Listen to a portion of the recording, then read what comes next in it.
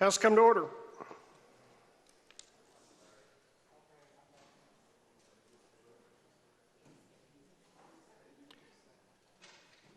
Chair recognizes the clerk of the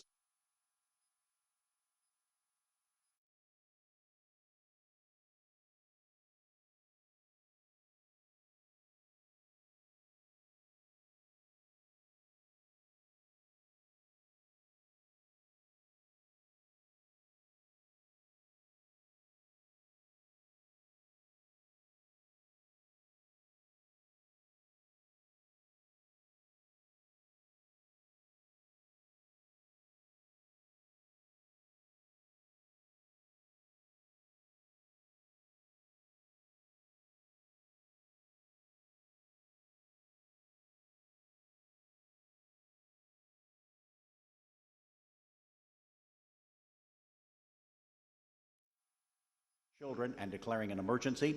Senator Wise should pass. Thank you, Mr. Clerk. Those bills having received two previous readings are ordered in possession of the Rules Committee for further action. All other bills and resolutions receiving favorable committee reports shall be considered as having their first reading in order placed on the calendar. Next order of business, the orders of the day. Gentleman from McCracken. Mr. Speaker, I move you, sir, that Senate Bill 2 be taken from the Committee on Committees and referred to the Health and Family Services Committee. Without objection, so ordered. Gentleman from McCracken. Mr. Speaker, I move you, sir, that Senate Bill 3 be taken from the Committee on Committees and ordered in possession of the Appropriations and Rules Committee. Without objection, so ordered. Gentleman from McCracken. Appropriations and Revenue, pardon me. I misspoke. Mr. Speaker, I move you, sir, that House Bill 1, House Bill 3, and House Bill 5 be taken from the Committee on Rules and placed in the orders of the day for action today. Without objection, so ordered. Gentleman from McCracken. Mr. Speaker, I move you, sir, that House Bill 1 be taken from its place in the orders of the day, read for a third time by title and sponsor only, and placed upon its passage. Motion is made and seconded that House Bill 1 be taken from its place in the orders of the day, read for the third time by title and sponsor only, and placed upon its passage. Clerk, please report. House Bill 1, an act relating to the delivery of education and care for children and declaring an emergency. Representative Rudy. Gentleman from McCracken. Mr. Speaker, I'd ask the clerk to report House Committee Substitute 1 to House Bill 1. Clerk, please report. House Committee Substitute 1 to House Bill 1. Gentleman from McCracken. Mr. Speaker, I move adoption. Motion is for the adoption of House Committee Substitute 1. Is there any discussion? Seeing none, those in favor signify by voting aye. Aye. Those opposed, nay.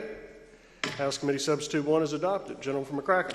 Mr. Speaker, I move that House Bill 1 with House Committee Substitute attached to it be returned to the orders of the day. Without objection, so ordered. Gentleman from McCracken.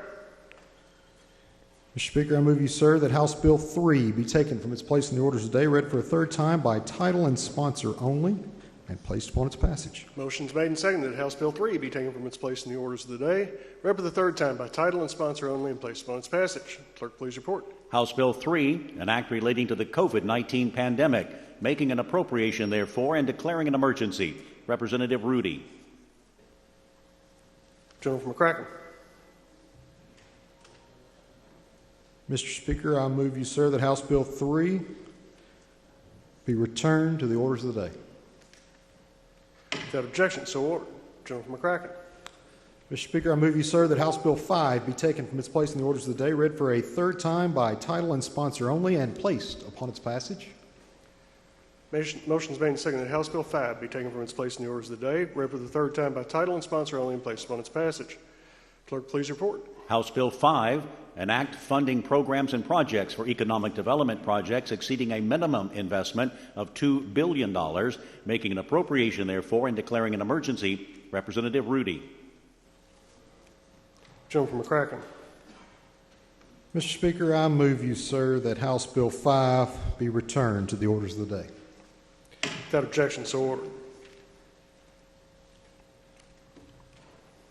Gentleman from McCracken.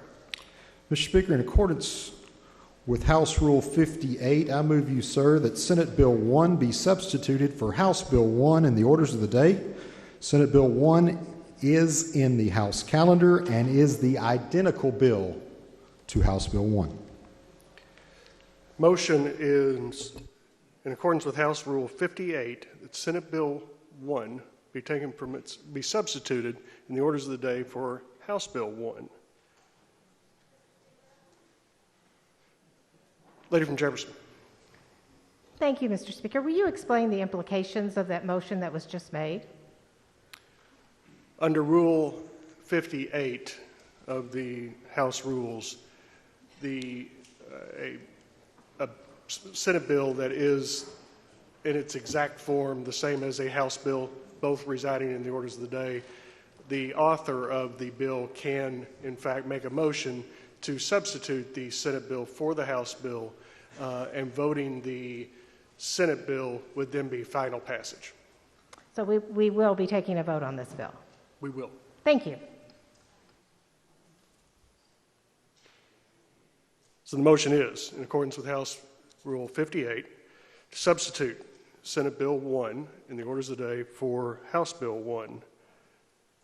All in favor signify by voting aye. Those opposed, nay. And the roll call machine is open for your vote.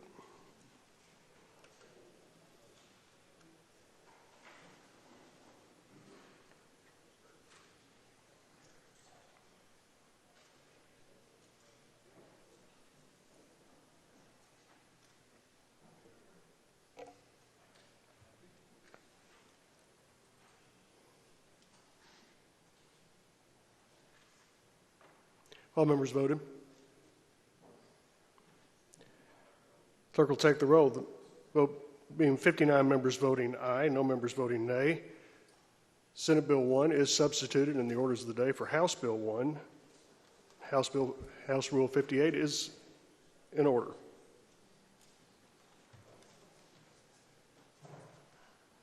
Gentleman from McCracken. Mr. Speaker, I move you, sir, that Senate Bill 1 be taken from its place in the orders of the day, read by title only and placed upon its passage. And I also move that pursuant to Section 46 of the Kentucky Constitution, this House does consent to waive the requirement for a second and third reading on separate days. Motion is made and seconded that Senate Bill 1 be taken from its place in the orders of the day, placed before the body for passage, and that under the Constitution, the second and third readings shall be waived. It does take a constitutional majority. Roll call machine is open for your vote. Those in favor vote aye. Those opposed, nay.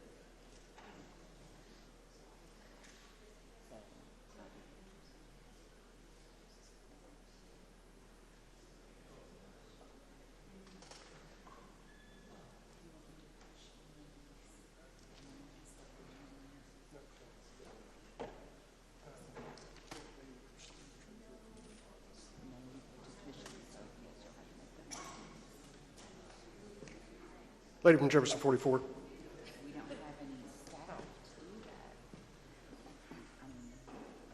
I would be more than happy to.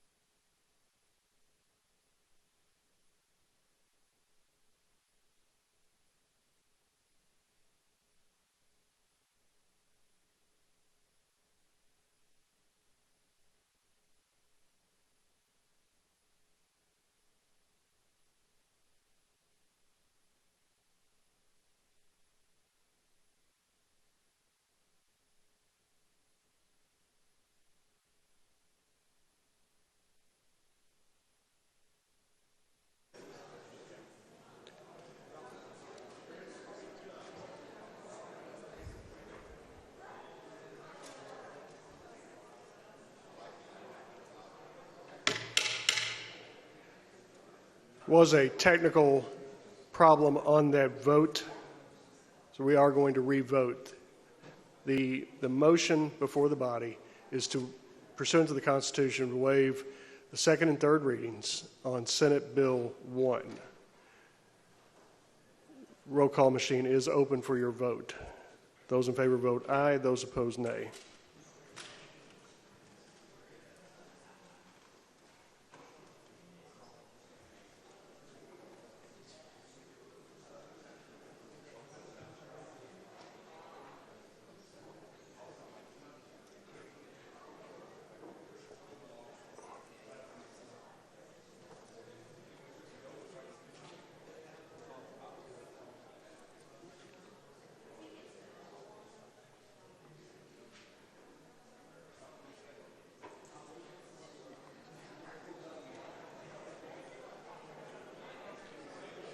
Have all members voted?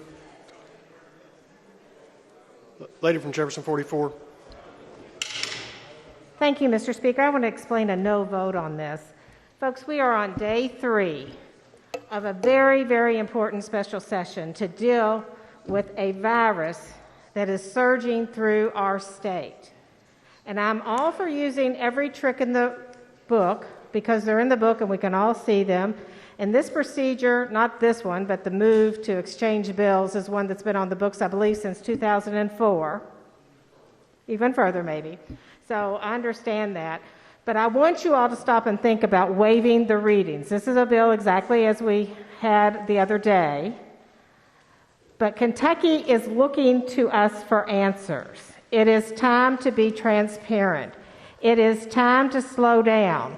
I watched the committee on both of these bills, House Bill 1 and Senate Bill 1, and both parties said we could do better. Both parties expressed displeasure at what was in this bill and thought that we could do better. There were voices from both sides. Folks, we can do better. And we can do it in a way that people back home know what we're doing. So I would ask you, let's slow down. Let's do it right. We've already found a problem with the bill that we voted on Monday all the way through and was signed.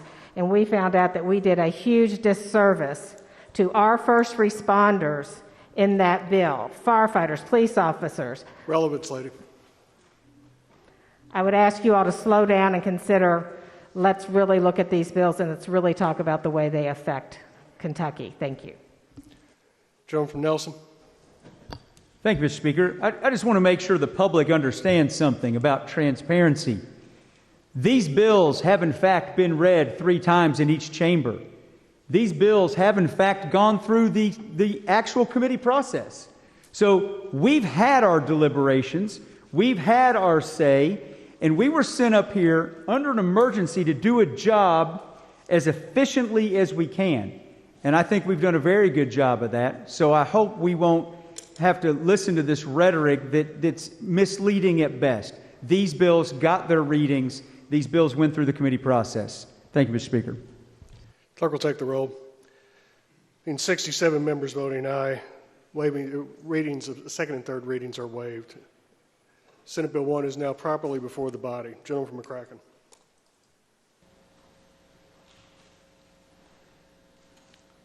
Was it read?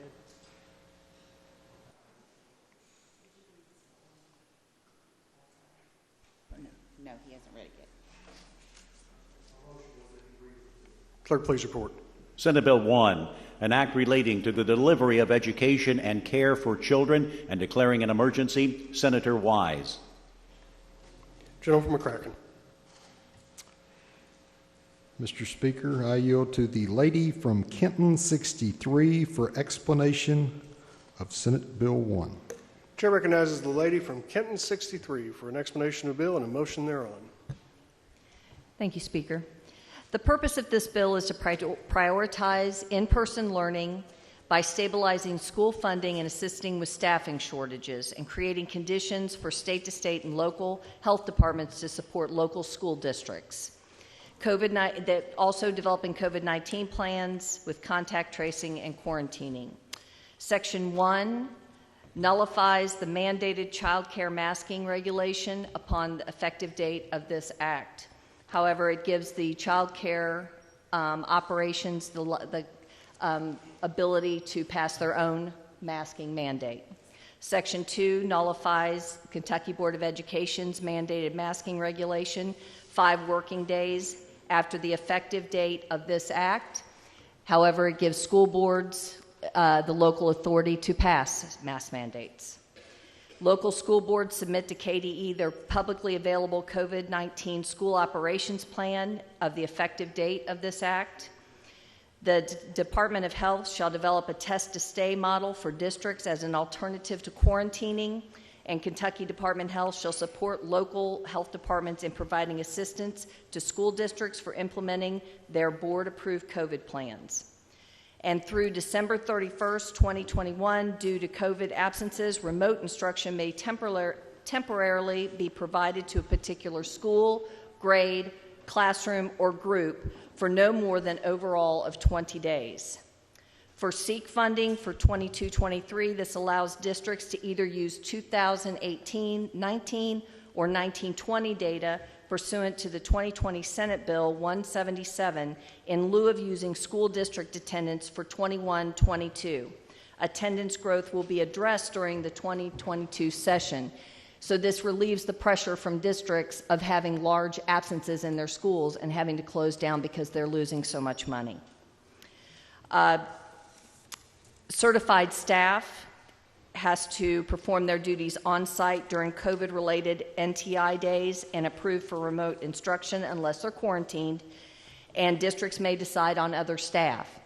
And we heard loud and clear that the teacher is the most important thing to kids, and kids need to be with their teachers, and the teacher has all their available resources in their classroom to help kids when they're remote learning, so we wanted them to be in that classroom and have everything available to them. Temporary waivers for utilizing certified, classified, emergency, and substitute staff. Background checks. The superintendent may employ all individuals on a probationary status after receiving background approval from the AOC while pending receipt of the KSP background checks. Retired certified staff who have had 1 month off, break employment, may also come back to the threshold of 1% to 10% staff. So you can hire more retirees, and they can come back at full pay. The General Assembly will establish that filling staff vacancies qualifies for the COVID-19 assistance money. Retired classified staff mirrors this service. It allows schools to waive, this is an important one, because we heard a lot about how 20 days is not enough, okay? So it allows school districts to waive the 170 instructional days and utilize the equivalent of 1,062 hours to accomplish makeup days under certain conditions. And depending on your school length day, depends on how many days you could gain. Some districts gain 15 days under this. Some districts gain 20. So they just do the simple math and figure out how many extra days. There are some districts that will actually have leeway until January 15th of anywhere between 20 and 50 days to use for COVID relief. So that is why no more NTI days were added with that addition of the bill. And it will be declared an emergency, and if there are no questions, I move for passage.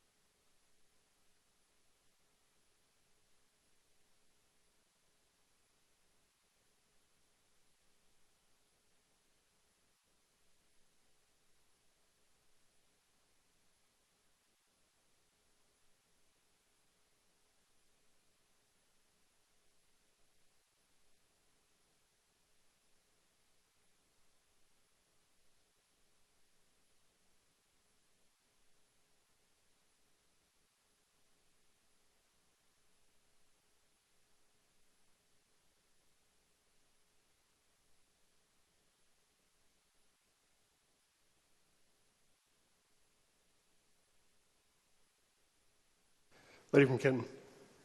Speaker, I'd like to withdraw my motion. That objection so ordered. Gentleman from McCracken.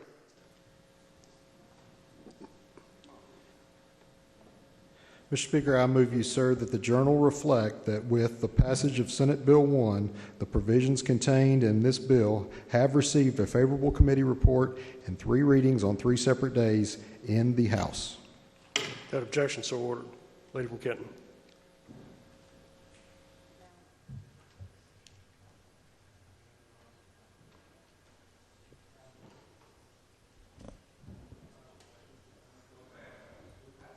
I move for passage. Question before the body. Is passage of Senate Bill 1. Is there any discussion? Chair recognizes the lady from Jefferson 32 for discussion of the matter. Yes, sir. May I speak on the bill? Yes, ma'am. Thank you. In preparation for last week's Education Committee meeting, I reached out to educators across Kentucky, and there were 3 main issues that they wanted us to address here in Frankfort. Number 1 was maintaining mask mandates. Number 2 was addressing issues with sick leave. And number 3 was a request for more NTI flexibility. I'll start a little bit with mandatory masks. There is significant research on the benefits of universal masking. Brooks and Butler, 2021 in JAMA, shared 11 studies on wearing masks that showed a positive impact on infection. Rader White et al., 2021, found support of mask wearing in controlling SARS-CoV-2 transmission. Albuk Wong et al. Published only about a week ago, a study of 340,000 people in Bangladesh found that promoting community mask wearing can improve public health. And in the decision to promulgate a regulation for universal mask wearing in public schools, KDE prepared a comprehensive report supporting the decision to require masking for all students. However, to my knowledge, we have not been presented any research documentation supporting local control being the best way to manage a viral pandemic.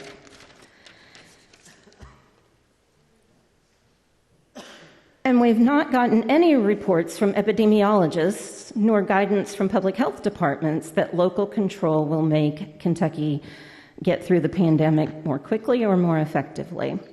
So my conclusion is that the decision to ban the KDE mask mandate in favor of local control was a value-based decision rather than a scientifically based decision. And that is my problem with removing the KDE mask mandate. We have 171 school districts. Each of the school districts may develop under this bill a different COVID school operations plan. Campbell County has 6 school districts, and the sponsors county, Kenton County, has 4. Within 2 counties, there may be 10 different COVID plans.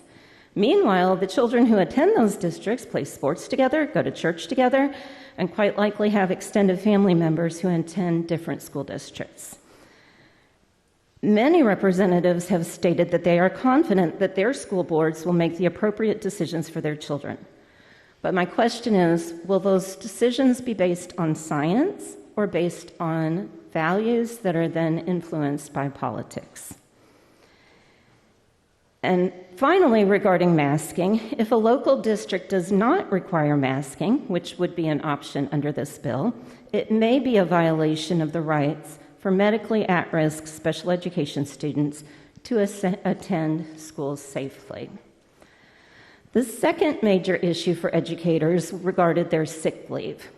We currently have a regulation through KDE that a vaccinated educator who is placed on quarantine by the district will get a special COVID pay, we can call it, through their school boards. However, if a teacher tests positive for COVID and has to stay home, they have to use their own sick leave. We only have, as educators, 10 sick leave days in a year, and that covers any amount of time then that many educators might have to be on quarantine if they are unvaccinated and placed on quarantine, or if they become positive, or if they need to care for a family member who's on quarantine or ill with COVID. The school system in Kentucky received $2.2 billion from the American Rescue Plan. It is my position that we can mandate that a school board cover COVID leave for educators, whether or not they're vaccinated, and if they're positive for COVID and have to go on quarantine. And so I would like now to make a motion to suspend the rules to consider House Floor Amendment number 3.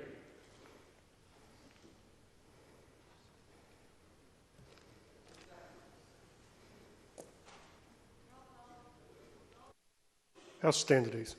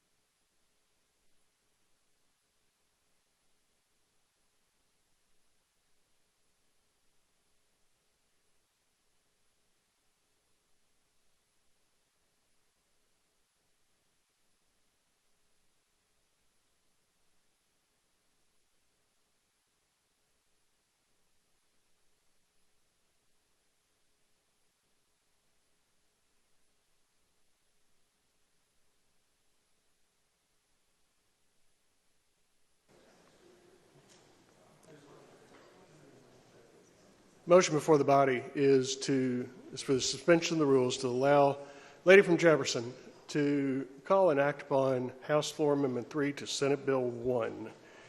Was filed today, so it does require a suspension of the rules. Motion is non-debatable, requires a constitutional majority of 51. Those in favor vote aye, those opposed nay, and the roll call is open for your vote.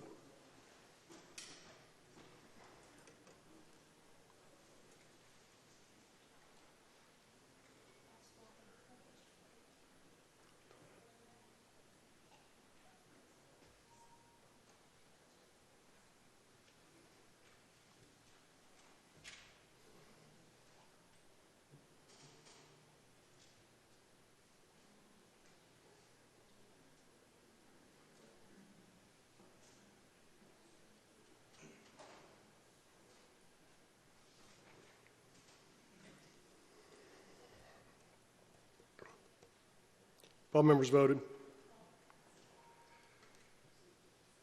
Clerk will take the roll. Being 24 members voting aye, motion to suspend the rules fails. Lady from Jefferson. May I continue to speak on the bill? Yes, ma'am. Thank you. So the third major concern for educators is flexibility in the NTI days. We do see that in this bill for the remote instruction, 20 remote instruction days. But my concern regarding remote instruction is that with 20 remote instruction days, a district such as Anchorage that has one school building can be very targeted as far as how they put a class, a grade in remote instruction. But a district such as JCPS that has 155 buildings would not be able to do the same thing over time, because each day, if they had 5 children that they needed to place in remote instruction, that would count as one of their days. And so in order to make this more of a flexibility that can help us to address COVID in our schools, I would like to propose that we offer this 20 days per school building. And I would like to make a motion to suspend the rules to call floor amendment number 2. Motion is for suspension of the rules to allow the lady from Jefferson 32. Roll call is automatic because it takes a constitutional majority. You can save your voices. Takes a constitutional majority of 51. Roll call is open for your vote.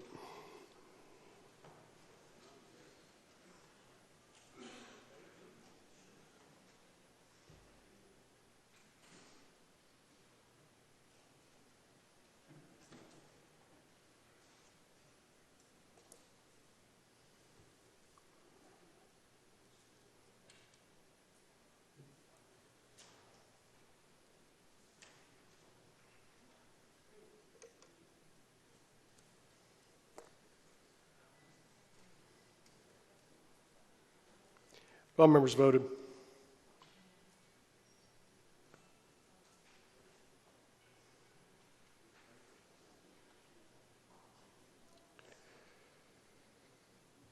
Clerk will take the roll. There being 31 members voting aye, 44 members voting nay. Motion to suspend the rules fails. Lady from Jefferson 32. May I speak just a little bit more on the bill? Yes, ma'am. Okay. Every day that I come to Frankfurt, I come here to try to fight for the rights of those who don't have a voice, those who are less likely to have lobbyists or people here advocating for them. And in this body, taking responsibility for COVID mitigation, from the governor and to this body, I feel the weight of every child's health on my shoulders, as do, I'm sure, each of you. It's frustrating to be in part of this process, and because of the logistics of when a bill is passed and when you submit an amendment, that we can't even have a discussion about an amendment to the bill. I believe that each of those amendments would have been a very simple change that would have made a major difference to the people of the Commonwealth. What I want today is for us to do everything that we can to keep every child healthy and safe, and I encourage each of you to do the same. Thank you.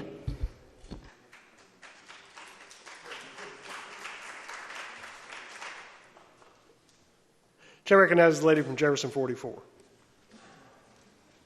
May I speak on the bill? Yes, ma'am. Thank you. I watched this bill in several forms in committee. It did go through committee, I believe, 3 times. And in the first time, when it was House Bill 1, the first time it was in committee, many of the committee members said, if there were only a matrix for figuring out when to mask, when to mandate mask. And I think the version of the bill now, I feel pretty confident that for those of us in Jefferson County, our superintendent and school board are going to mandate masks for our kids. But you know what? I care about the kids in Shively. I care about the kids in Jefferson County, but I also care about the kids in Pikeville and Paducah and everywhere in between. And as I've said several times already in this special session, we are battling a virus that is surging through our state. Yesterday, an ER in our state had to close down for 3 hours because they were so overwhelmed. Now that means someone who has COVID didn't get into that hospital. It means that somebody who had a stroke or who had a heart attack did not get into that hospital and had to be transported. This is a big, big problem for all of Kentucky. I talked Tuesday when we did the joint resolution and offered up an amendment that had a matrix in it. When the Public Health Department, through CDC guidelines, declares that a county is orange or red, the state steps in. We see the state step in to help manage local things all the time. Here in Jefferson County, we saw the state come in and manage our school system because they thought we had too big of an achievement gap. We've seen the Kentucky Department of Ed step in when we've seen fiscal mismanagement. And both of those things are really important, but I don't think they are as important as the health and well-being of our children. When the matrix says that when the county goes into yellow or green, by definition by the Public Health Department, and remain in that zone for 2 weeks, the local control comes back. So, Mr. Speaker, I would like to move to suspend the rules to consider House Floor Amendment 9.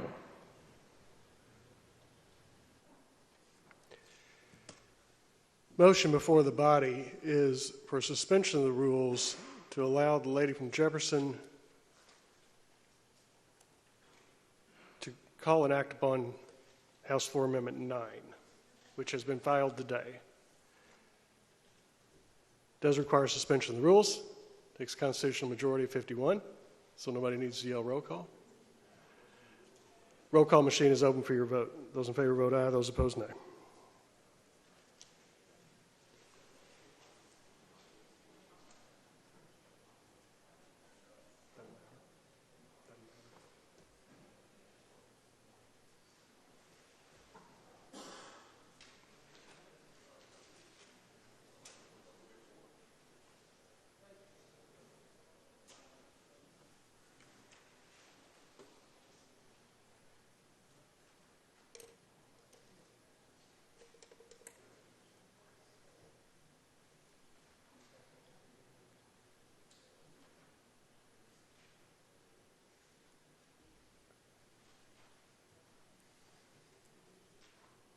All members voted. Clerk will take the roll. Being 24 members voting aye, 26 members voting nay, motion to suspend the rules fails. Lady from Jefferson. Oh, thank you, Mr. Speaker. So close.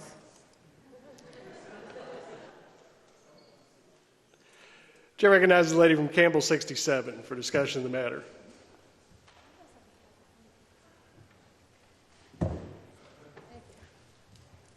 Thank you, Mr. Speaker. Permission to speak on the bill? Yes, ma'am. I stand today to tell you about my friend Annabelle of Bellevue, Kentucky. Annabelle was born with Down syndrome, which is one of only a very small part of what made her extraordinary. The life expectancy of a person born with Down syndrome is 47 years. But Annabelle only got 3.5. She died after 5 weeks hospitalized fighting this virus. She suffered through being on a ventilator and having machines function for her heart and her kidneys. COVID robbed all of us of one of the most beautiful smiles you could ever see. And it robbed Annabelle of likely another 34 years to share it. A few weeks back, I took her parents, Jesse and Will, one of the flags that we saw every day on the Capitol lawn, marking COVID deaths in Kentucky.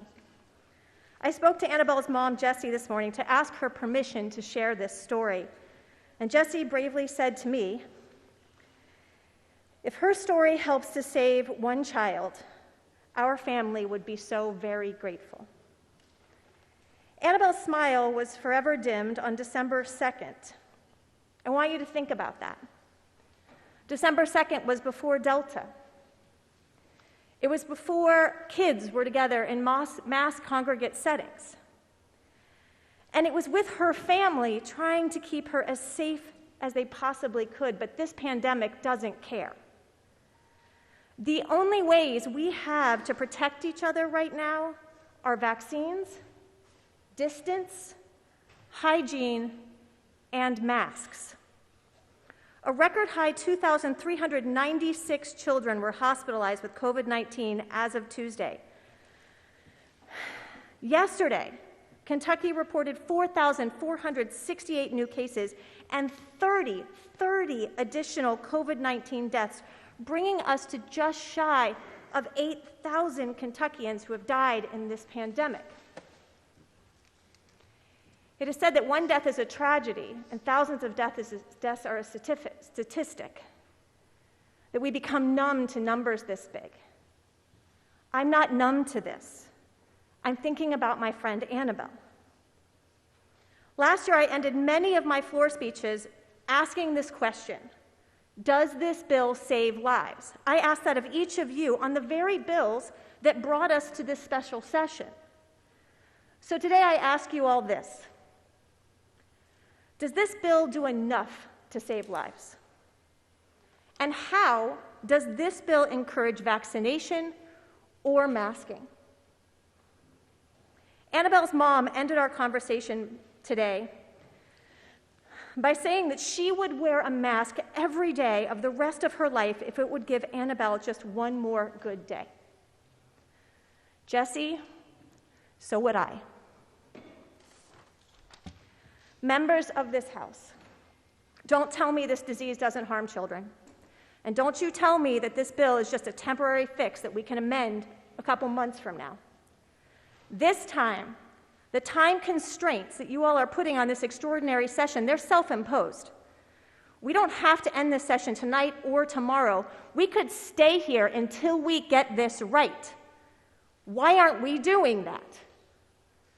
Why are we gaming this system to rush through life and death decisions? Amendments have been filed that would make this a safer bill, adding flexibility at the local and hyper-local school level, but our locals are also asking us to give them cover where it's needed. Why aren't we considering that? I implore my fellow members to ask yourself a question I ask myself on a daily basis. What if I'm wrong? What if you are wrong? None of us are infallible. Because if we get this wrong, another Annabelle may die waiting for lawmakers to leave their egos behind and put their humanity forward. I cannot vote for this bill. I urge us to hit pause and get this right now before a child dies on what is now officially our watch. Thank you. Chair recognizes the lady from Fayette 88 for discussion of the matter. Thank you, Mr. Speaker. Permission to speak on the bill? Yes, ma'am. I think all of us have been saying that these bills aren't perfect, that there are things in them that we wish weren't, things that we wish were in there that aren't. And one thing that I am grateful for in the bill is that we are addressing some of the shortages in our classrooms. But I think that we all know, even before COVID, we had staff shortages all throughout the Commonwealth in our school system, in our classrooms, in our cafeterias, with our buses. And now COVID has exacerbated that problem. In my county of Fayette right now, we have about 40 open bus driver positions. On any given day, 15 or more bus routes are being canceled, which means we're all here saying that we want to do everything we can to keep kids in schools. We have kids on 15 different bus routes each day that can't get to school because we don't have bus drivers. There's a simple thing that we could do, even temporarily, that can make a difference in getting these kids to school each and every day. And our current statutes read that our bus drivers, all of our classified people need a high school diploma or GED.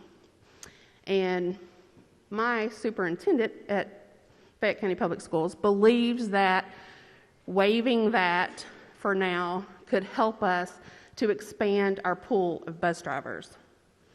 So with that, Mr. Speaker, I move to suspend the rules to hear House Floor Amendment 1 to Senate Bill 1. Question before the body is to suspend the rules for the purpose of allowing the lady from Fayette 88 to call and act upon House Floor Amendment 1.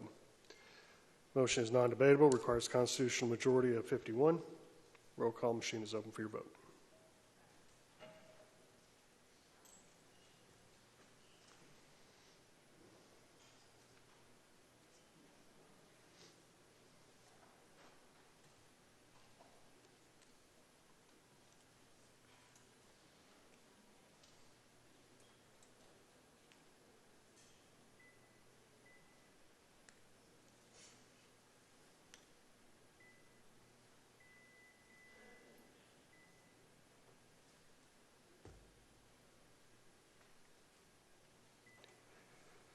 All members voted.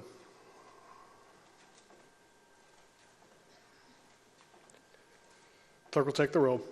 Being 27 members voting aye, 22 members voting nay, motion to suspend the rules fails. Lady from Fayette. Mr. Speaker, I find this very unfortunate because it's a great fix for a big problem. But I think that's all I have for now. Thank you. Chair recognizes the gentleman from Jefferson 37 for discussion of the matter.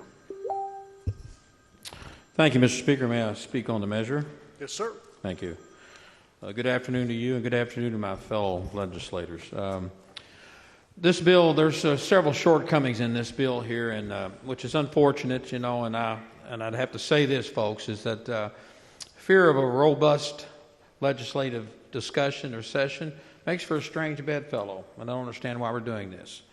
But in response to what's the legislation we're looking in front of us right now, to address the COVID-19 activities and stuff, when we go back, which is important to have the kids back in schools, I think we should take a look at making sure that we hit the time that is used for instructional purposes for COVID-19 or addressing with temperatures or students with masks or social distancing. That time as instructional time should count as an existing day as far as going to get credit for the teaching at school. So with that being said, I'd ask that we would make a motion to suspend the rules so we could hear House Floor Amendment 1 on Senate Bill 1.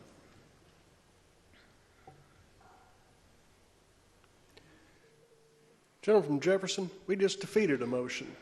Our motion to suspend the rules to hear House Floor Amendment 1 was just voted on and did not get... Senate Bill 1, I'm sorry. Again, the lady from Fayette 88 made a motion to suspend the rules for the purpose of hearing House Floor Amendment 1. I say 1, I'm sorry, House Bill 5. House Floor Amendment 5. Have we got that? Have you got that? I sure do. You can come look at it if you'd like to. Motion has been restated. Be suspension of the rules. Allow the gentleman from Jefferson 37 to call and act upon House Floor Amendment 5. Motion is non-debatable. Requires constitutional majority of 51. Roll call is open for your vote.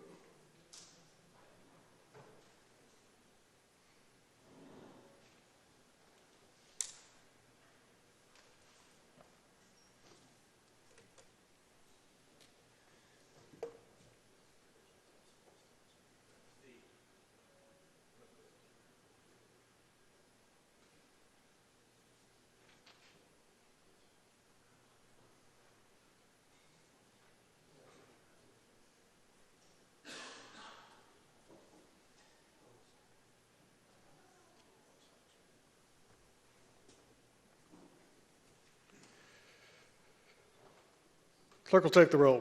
Being 22 members voting aye, 23 members voting aye, 28 members voting nay, motion to suspend the rules fails. I will note, gentleman from Jefferson, that House Bill 208 from previous session actually included this provision in it, so it's already in law. Gentleman from Jefferson.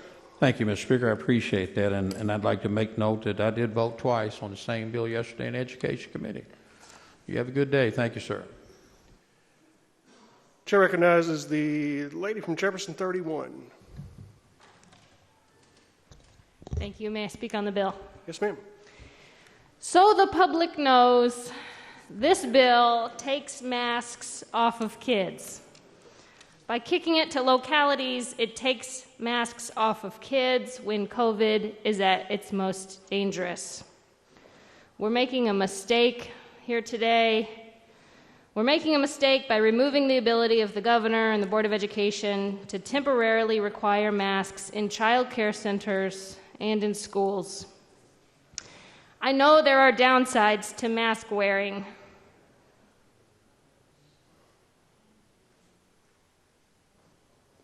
I almost missed chiming in yesterday because I was at speech therapy with my 19-month-old, probably because her daycare teachers wear masks. I agree, having 2-year-olds in masks is crazy.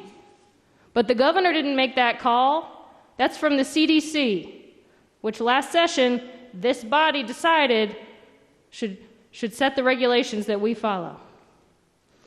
I'm tired of wearing a mask. I'm tired of my first and second grader wearing masks. I'm tired of trying to scrub the Dorito dust off the backs of these damn things. I'll be the first in line for my kids to get the vaccine, but we don't even have a timeline for that yet. Until then, it's masks that are keeping them in school, catching up after undeniable learning loss last year.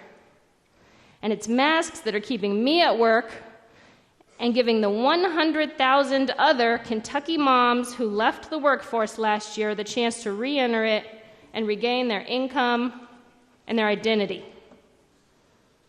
It's masks that are keeping my kids from getting COVID and giving it to their grandpa, who, even if COVID didn't knock him down, it would surely delay the knee replacement surgery that he's very much looking forward to at the VA. If we remove the statewide capability, yes, individual districts will be able to require masks, and I know the wise members of the Jefferson County Board of Education will. But I'm not just voting for my closest neighbors. I love the people where you live too, the kids, the teachers, the parents, and the caregivers. If we allow districts to take the masks off, COVID will spread, cases will rise, hospitals will fill, and more people will unnecessarily die. Here's another logistical problem. We are explicitly stating here who cannot implement a mask mandate without making it clear who still can. I looked into it, and it's a mess. Countywide elected leadership can, probably. In Louisville, the Metro Council could, I think. I'm not sure about the mayor, but the legal minds who helped me are pretty sure that the individual leading the public health department could. Of course, she's appointed by the mayor. What if a school district and a city conflict? What if a small city inside a larger one disagrees? When I asked for an exhaustive list of entities that would be empowered to require masks, I instead got a list of 17 statutes that places can rely on if they go to court. We have not given people the direction they need to make these decisions. One reason you've heard so many of us argue for centralization when it comes to large-scale public health measures. This doesn't even account for the small businesses that will require masks and have teenage employees trying to enforce the rules for belligerent adults. We're making a mistake today, and we're leaving our constituents and our children worse off. Thank you. Chair recognizes the lady from Warren, 20. Thank you. Permission to speak on the bill? Yes, ma'am. Thank you, Mr. Speaker. So many good points have been made today on the floor, and so many good points were made in committee yesterday. In the speed rounds. I agree with so many people who said in committee from both sides of the aisle that this bill should have a trigger point matrix for decision making, and it should contain the vaccine incentives that should never have been removed. Here's where we are right now. So we check in with the evidence. 38 out of 171 districts have needed to close at some point during this year. Today, our positivity rate in the Commonwealth of Kentucky is at an all-time high of 14.6%. Today, the National Guard is at both of the hospitals in my district, the Medical Center and Greenview, assisting. The hospitals in my district and in the adjacent county, because they wrote to me too, are at the breaking point. People are frightened, colleagues, and they should be. But if you don't want to listen to the voices of your colleagues, let's listen to the voices of our constituents who have been writing to us. One teacher who's not in my district really said it better than anybody else has to me. She says a mask mandate is the easiest way to prevent the spread of this disease, and it should not be left up to local decision makers. She named her county, and I will not, but she knows that there will be no mandate if this bill passes today, and she's afraid. She said, "You only represent a portion of our state, but I implore you to approach this decision as one that can and will affect all of our students." She says, "This virus does not recognize district or county lines, and our children need as much protection as they can get because they are not all eligible to be vaccinated." Local control, she says, is not the solution to a pandemic. Now let's go to my district. One mother in my district has 2 children who are too young to get vaccinated. And she says, I'm quoting, "I beg you to keep the mask mandate enforced in schools. In the first week of the mandate in Warren County, the number of students in quarantine was reduced by half." She's right. She says this shouldn't be a political issue. This is a public health issue. We have to do everything we can to protect our children who cannot protect themselves. And it is your job as elected officials to do that. A constituent who works in public health asks us to keep the mask mandate in schools for everyone, vaccinated or not. While those who are vaccinated are protected from serious illness, hospitalization, and death, there's clear evidence that vaccination alone is not enough to prevent infection and therefore potential transmission to others. They say a mask mandate in schools protects everyone, not just in school, but at home. Another parent asks us to allow the school districts the flexibility that they need to do distance learning or NTI days as needed in accordance with the local incidence rates. I don't think anybody in this body wanted to see school districts shutting down. And for the children who live with disability, we need to make sure that we are protecting them under the Americans with Disabilities Act and not excluding them from the public schools. For many children who live with disability or life-threatening illnesses, this is exactly what we're going to do. I had a conversation the other night with a tearful constituent who said, "I'm going to have to pull my son out of school if you all do this." She works. She doesn't have any idea how she's going to be able to homeschool her child. But she will have to do so if we pass this and if the school district her child is enrolled in does not institute a mandate. Folks, the evidence is clear what we need to do, so let's use some common sense. I stand with my district and I stand with people all over the state who want to be safe. I stand with our teachers and our students who want to be safe, and I stand with those families who are afraid and should be kept safe as well.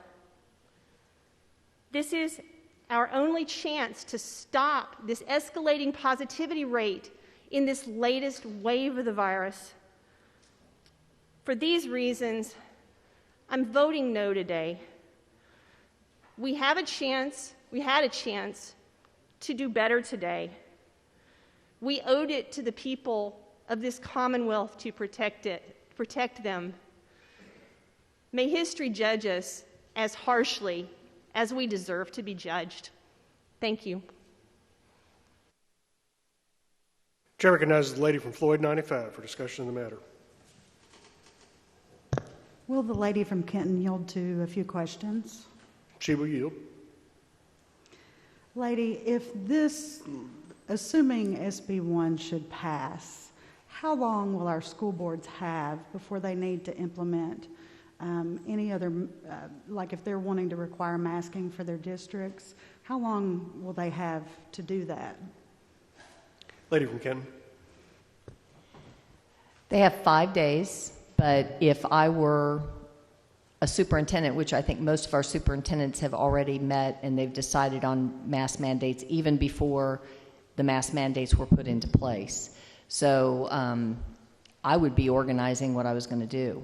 In fact, They're smart people, and I've got a feeling that they have probably organized and have plans in place right now. Well, Lady from Floyd. Oh, another. Well, they do. She will yield to another question. Oh, thank you, sir. Thank you, Speaker. I'm just trying to follow up on a few questions that they have. Will they need to just amend their plans that they currently have in effect, or will they have to take another vote on this issue? Lady from Kenton. I personally would amend. They can redo the whole thing if they want, but you know, they've got a plan in place. Just amend it to what fits the bill and go from there. Thank you. Lady from Floyd.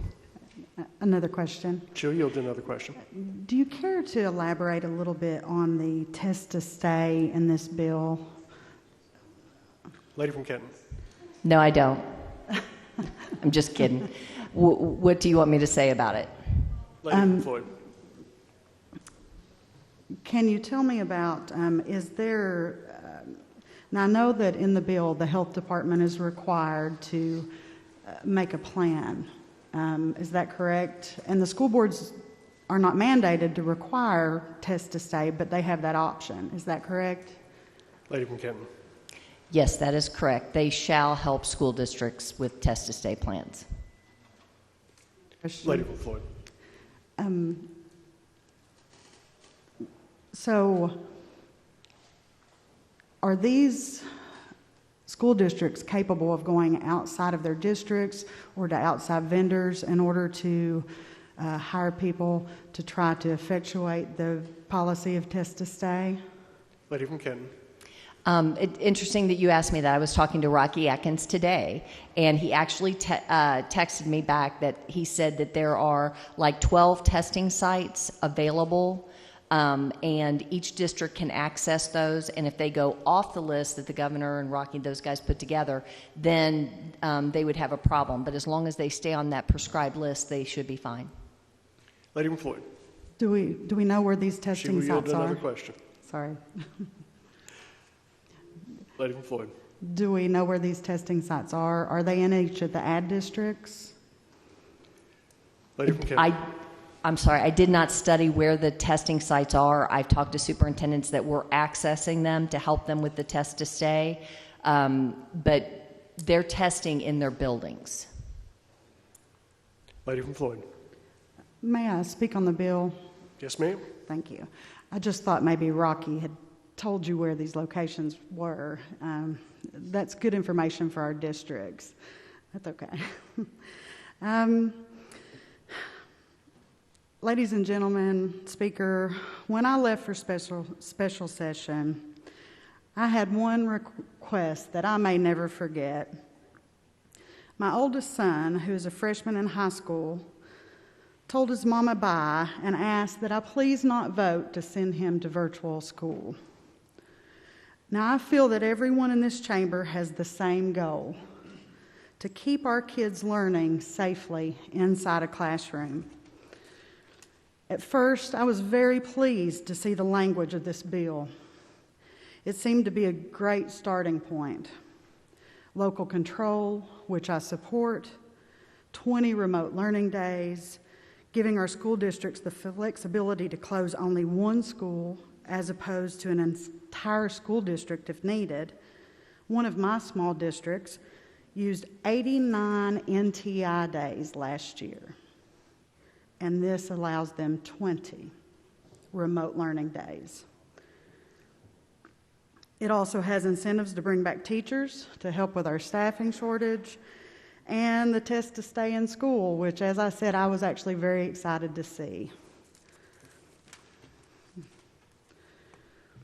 I was excited, actually, to call my local school board and Board of Education only to be told that they didn't think test to stay policy was feasible for my district.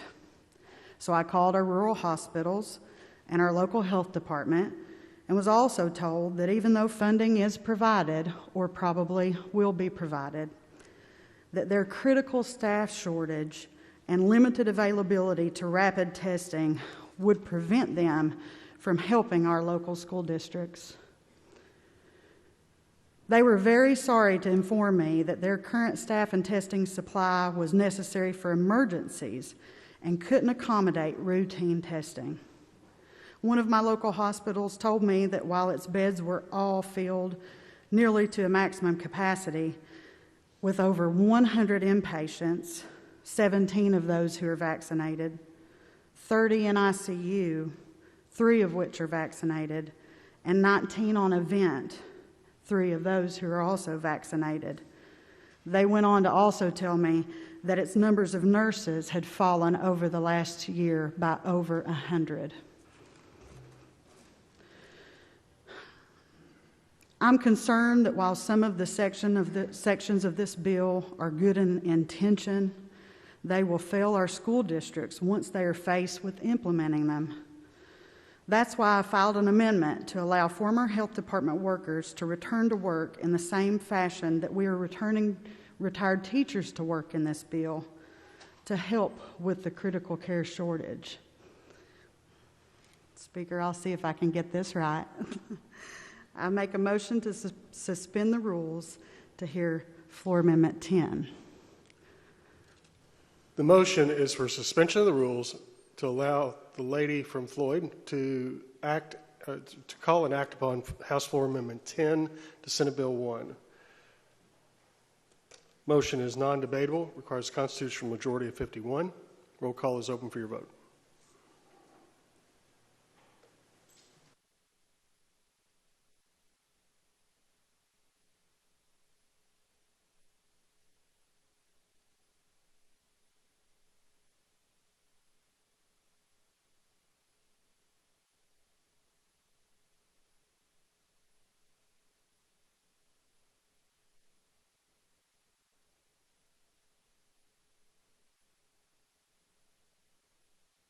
All members voted.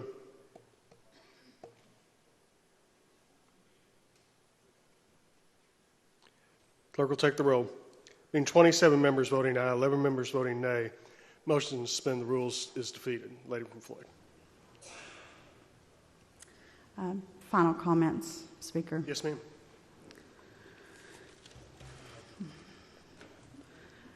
I support many of the concept this bill puts forth in an attempt to keep our kids safely inside our classrooms. I'm just concerned that we're limiting some of the tools that our school boards will need in order to navigate the task of keeping them safe while they're there. While I'm confident in our school districts, and I actually have been speaking with them more over the past couple of weeks than I have in a while, our COVID numbers have more than doubled in my district since last year, but this bill only grants them a fourth of what they used during our last school year. And we are sending my district and other districts test to stay options that may not even be feasible for the district to operate. I think this bill is a great start. I'm just concerned that it's really not enough to get us to the finish line. Thank you. Chair recognizes the lady from Jefferson 43 for discussion of the matter. May I speak on the bill?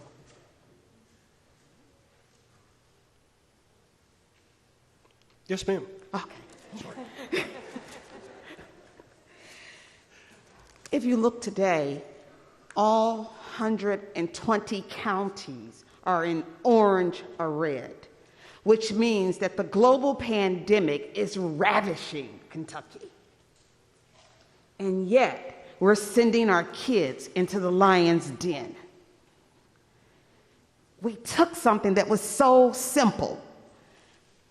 Wear a mask, get vaccinated, socially distance, and we've complicated it to the point where many of our kids, our students, will not be protected. And it creates a big problem for Kentucky because if the kids can't go to school masked, then parents can't go to work, and then the businesses say they don't have workers. And on this day, this body won't even allow a discussion of a way to make this work. We spent more time in the spring on bills about cows and animals than we're spending on this very important thing, protecting what we say is our greatest resource, children. And it wouldn't take much to pass any of these amendments and be out of here by 6 o'clock. Why can't we protect our children? If you had asked me yesterday, I would have said that's the one thing we all agreed on. And yet, once again, we find ourselves failing at being adults. We've said it for every morning we get up and we say the Pledge of Allegiance to the flag and we pray. And we do it under the seal of Kentucky. United we stand, divided we fall.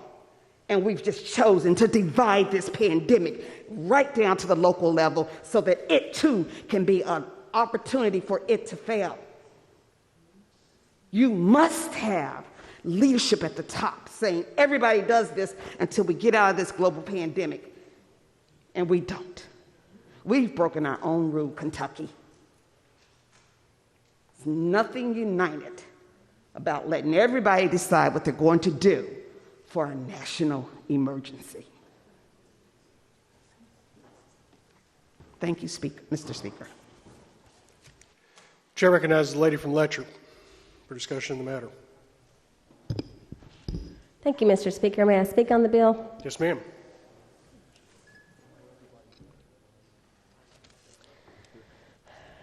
So, this legislation is about our kids, our children. For those of us who are parents in this body, there is nothing else that could be more important. Now, in my district, I have 2 independent school systems, and I have 2 county school systems, and I trust them. I do. I have a lot of faith in the school boards at all of the districts in my legislative district. And so far, they have made the tough decisions, and they've done them right. But I'm scared to death for some of the kids in these other districts. I'm scared that the leaders are listening too much to politics or to the very vocal minority in their districts, or even to people who are threatening them. We have school boards in this state who are afraid to meet in person because they've been threatened. Some of them don't want this power, by the way, and would much rather the governor be able to make the decisions for them. So I'm a parent. Even more than that, I'm a sports mom. I've been a sports mom every second since my 20-year-old son turned 4 and signed up for soccer for the first time. My kids have played every sport there is, and it means the world to them. It means the world to me. And because of this pandemic, my son didn't get to enjoy his senior year, all the joys that come with the graduation, prom, spring break, all of those things. My daughter is a senior now, and she's been operating under a pandemic since the middle of her sophomore year. It's been awful. And now she's facing all of those losses that my son had a couple of years ago, potentially losing all of the things that are enjoyable about a high school experience. Soccer means the absolute world to her, and she's worried sick about not being able to play soccer this year or not be able to get all their games in. She's on the golf team. Worried sick about all of those things and not getting to do them. But I don't think the way to make sure they get to do them is to disregard their safety. to tell them that they don't have to protect themselves from a contagious disease, to take away one of our tools that's protected them, and that's masking.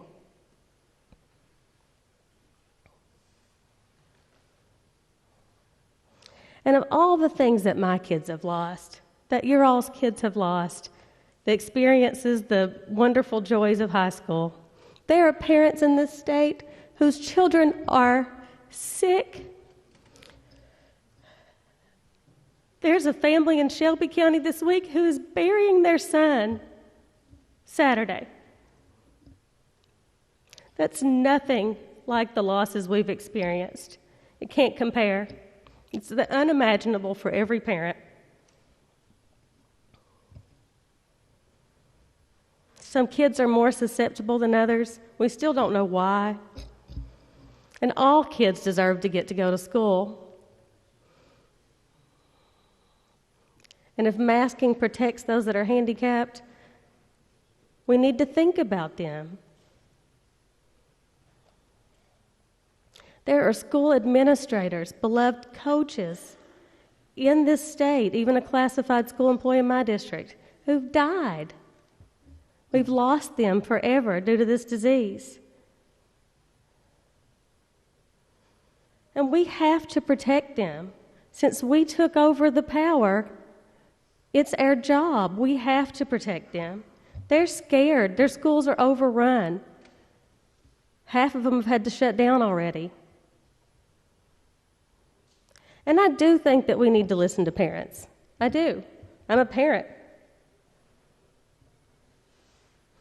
But I also think that we need to listen to our teachers.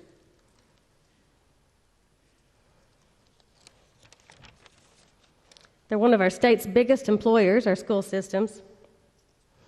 And local economies are driven by teacher salaries and the money spent by them in our school systems, in our economic systems. They care for our kids when we're not there, and they love them like their own. And they're scared. I do think that we have to listen to parents, to everyone that we're in charge of representing. But we have to balance the responsibility of keeping people safe with protecting their rights and with something that's a mere inconvenience. I don't know of a time that when we're caring for our own children that we would ever choose convenience over their safety. We're dealing with the third leading cause of death all of a sudden in this country. And unlike heart disease and cancer, this is largely preventable, and it's contagious. We have to give our school systems the ability to protect themselves from a contagious disease. There are several amendments that would have made this better for our schools,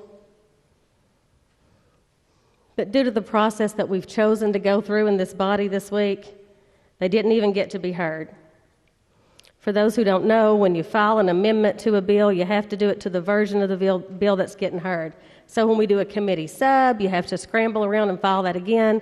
And then when we substitute a Senate bill for the House bill, you have to scramble around and try to do that again. It's almost always ruled out of order for you to be able to suspend the rules, to hear those amendments. So all of those ideas Relevance, lady. Didn't get heard.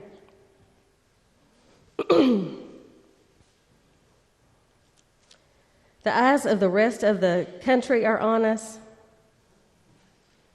We went from a model of how states could be handling the pandemic a year ago to being one of the examples of how it shouldn't be handled now that the Delta variant came around. We didn't want our businesses closed. We didn't want our schools closed. And we know what to do to keep that from happening, yet we're not doing it. Our kids' eyes are upon us. They learn their values from us. And kindness is still a virtue in this country that's to be valued.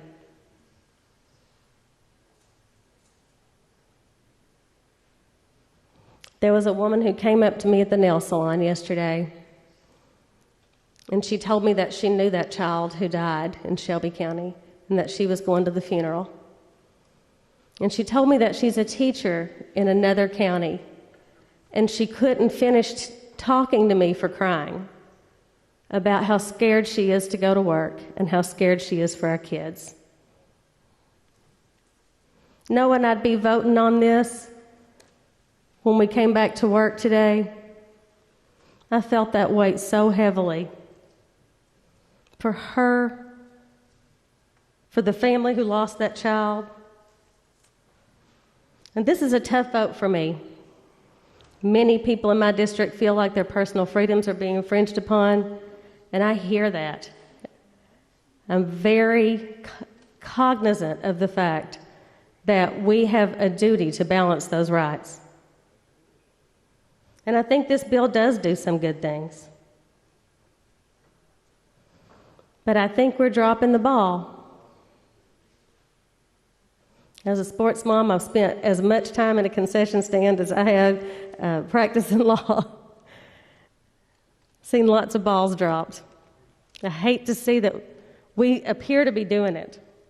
And if this surge continues, I fear that we are going to regret that we took on this responsibility and then drop the ball. I think that we are likely to be right back here before January trying to fix the mistakes that we're making. I wish we could be braver.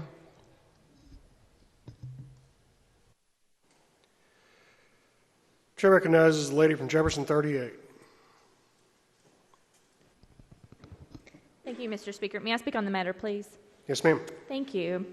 I wasn't going to say anything. I was going to reserve my comments for explaining my vote, and then I started writing and worried that it would be a little bit more than 2 minutes. So I've thought about this a lot over the past couple days. I only represent part of Jefferson County, and I know that my local officials are going to take action to reduce the spread of the virus in our schools. They already have. The problem here is that the flexibility in this bill on the remote instruction and the NTI is just not a great fit for our largest school district. I wish we could have at least debated the lady from Jefferson 32's amendment that allows NTI days to follow the school and not the district as a whole, because that would have been great for JCPS. Our schools are comprised of students who cannot be vaccinated right now, and then there are schools that have students attending who can be vaccinated. So the data is kind of all over the place. If you look at JCPS's dashboard in terms of the number of positive cases and the number of quarantined students, you have a lot of schools that are kind of all over the place because you have schools with students who can be vaccinated and the students who cannot be vaccinated. I also wish we'd at least been able to consider the lady from Fayette 88's amendment on our school bus drivers. Our district is spending a lot of time trying to figure out which of their bus routes they have coverage for. And I think it was yesterday, a friend of mine on Facebook was begging for someone to come get her children and take them to school because the bus had not shown up yet and she had to be at work at 7 a.m. These are the two biggest things that I'm hearing from people back home, what they're struggling and demanding that we do here today, and they're the two things that we didn't hear. There's some very good things in this bill, some very basic things, and our largest school district needs more than what the people in this room are willing to provide today. So I'll be voting no. Thank you. Chair recognizes the lady from Jefferson 34 for discussion of the matter. Thank you, Mr. Speaker. May I speak on the bill? Yes, ma'am. Thank you, Mr. Speaker.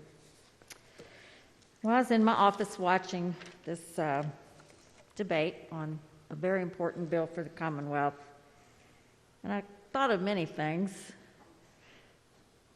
Why do we refuse to listen to science and experts on such a deadly virus? And we think we can handle it better. For many years, I was a transplant coordinator, and we had criteria for people to be able to get a kidney or a heart or a pancreas. They couldn't smoke. That was one of their freedoms that they would say, I guess, if they were here, that we were abolishing or prohibiting their freedom to smoke. They couldn't be drug addicts. They couldn't have drugs in their system. If they had been drug addicts, they had to have a year of verification that they'd been to Narcotics Anonymous and random drug tests. Would we say that's infringing on their freedom? Probably, I guess so, at the rate we're going with this masking. I hate to see us being number one in the country, which we're going to be right up there with Texas, with Florida, with Alabama and Mississippi and Missouri, in the top 10 of COVID deaths, and especially among children. But I guess we could be proud since we're number one in child abuse, and basically that's what we're doing in this bill. Relevance, lady. Pardon, Mr. Speaker? Said relevance. We're going to be number one in COVID and COVID deaths. Now, leaving it to local control and letting some counties, some school boards, however it's going to work out, decide whether masks are going to be appropriate for those kids in that area but not in another area, is like saying you can urinate in a swimming pool over in the deep end but not in the shallow end. It's going to, we don't live in a bubble. People travel. It's like someone told me before about gun laws in different cities, that no, we had to have a uniform gun law because you wouldn't know what to do with your gun when you traveled from Jefferson County to wherever. So we've had the 15-year-old die of COVID in Shelbyville. We've had 2 teachers or teachers' aides, I believe in Lee County or Owsley County, already die. Masks are not that difficult. My 10-year-old carries 2 or 3 in his backpack when we walk him to school and does not mind wearing it at all, and he kind of likes it, and all the kids are wearing them in his 5th grade class. It's not that big of a deal to save people's lives and to have a uniform across the state policy that says all children will wear masks in schools. And it's so unfortunate in this last few years that we've become so politicized on many, many issues. But COVID especially, since it is a deadly, deadly virus. My friends that are nurses in the ICU and in the ER have had it. People have had to wait 3 days for beds that are non-COVID patients because their ERs are full of COVID patients. We're asking them to do monumental work of caring for people that really didn't care for themselves because they didn't get vaccinated. And these folks in the ERs and the ICUs are having to wear the PPE again. And for those of you all that have ever been nurses or been healthcare workers, those are hot. And masks and face screens and gloves, and to have to change them each and every time you go in and out of a room. So let's hope none of our loved ones end up there, either working or in the ER. because the chances of death or long-term side effects, which we don't even know yet, are going to be great. And that's why I'll be voting no for our students, for our teachers, for my grandkids, for your grandkids, I hope that we can defeat this bill. It's unlikely, I'm sure, but it's a shame that we've had to politicize the health of our children. Chair recognizes the lady from Grant 61. For what purpose, ma'am? May I speak on the bill, Mr. Speaker? Yes, ma'am. Thank you. I rise today in support of this measure, in part and in most, in so much as there have been a variety of conversations about the contents therein, and there are aspects of this bill that perhaps don't go as far as some members would prefer to see. I am appreciative of the fact that it returns the mask mandate back to local control by doing away with it and allows those decisions to be made at the local level, so that elected officials, instead of unelected bureaucrats, are accountable for the decisions that they make for school children. That said, there are some of us that would have rather seen that decision be able to be made by parents themselves, because I think that we can all be in agreement that nobody loves a child more than the child's own parent or guardian. As I have talked with my constituents and with citizens across the Commonwealth, two of the top concerns that I have heard have been mask mandates, but also the concept of mandatory vaccination that we're beginning to see unfold across the Commonwealth. And that's one aspect of this piece of legislation that was discussed previously that I think that we need to continue those discussions in further public policy in the future. But that said, I firmly believe that Kentuckians have the ability to make good decisions for themselves and their families without the force of government and without mandates, even when it comes to vaccines. So, Mr. Speaker, I would like to make a motion to suspend the rules for the purpose of introducing House Floor Amendment 12 to Senate Bill 1. Motion from the lady from Grant is for suspension of the rules to allow her to call and act upon House Floor Amendment 12. Motion is not debatable, requires a constitutional majority of 51. Roll call is open for your vote.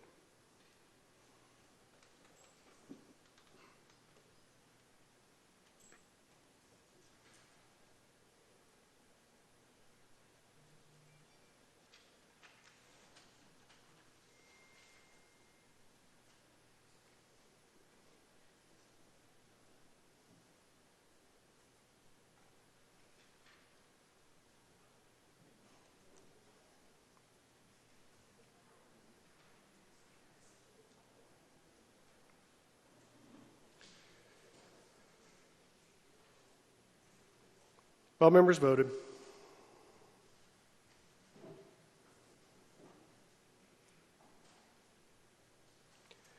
Clerk will take the roll. 14 members voting aye, 24 members voting nay. Motion to suspend the rules fails. Lady from Grant. Thank you, Mr. Speaker. Chair recognizes the gentleman from Franklin 57 for discussion of the matter. Thank you, Mr. Speaker. And Mr. Speaker, we've been in a long debate, but this is a very important issue that we are debating today. It's about the future not only of the Commonwealth, but more importantly about the future of our students and our kids. Mr. Speaker, when we take the oath of office, as I've stated this several times, we take the oath that we will follow the Constitution of the Commonwealth of Kentucky, but more importantly, that we follow the Constitution of the United States of America. And in the beginning of the Constitution is the Preamble, and it gives us 6 things that we have to do as citizens, not only of the United States, but if you look at our state constitution, it also follows those 6 recommendations that are in the Constitution. The first is that a perfect union has been formed. The second is that establish justice, ensure domestic tranquility, provide for the common defense, promote the general welfare, and secure the blessings of liberty. All of those work hand in hand to make us a democracy. And so you say, well, how does this relate to COVID? Well, we are in a war with this pandemic. And therefore, because we are in a war with this pandemic, we must provide for the common defense.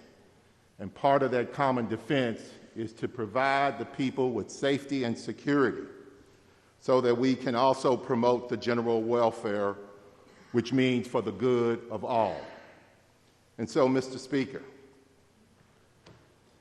many of my colleagues have talked this afternoon, and I will not try to repeat some of the things that I have written down. But if you look at where we are as a Commonwealth, the CDC's usual high transmission rate is 100 per every 100,000 people. Currently, Kentucky's high transmission rate right now is 650 per 100,000 people. It is 6 times the CDC range. Hospitals are at full capacity. The Children's Hospital is at full capacity. And like the lady from Warren mentioned earlier, a fifth of our school districts are closed right now. We are in a mess.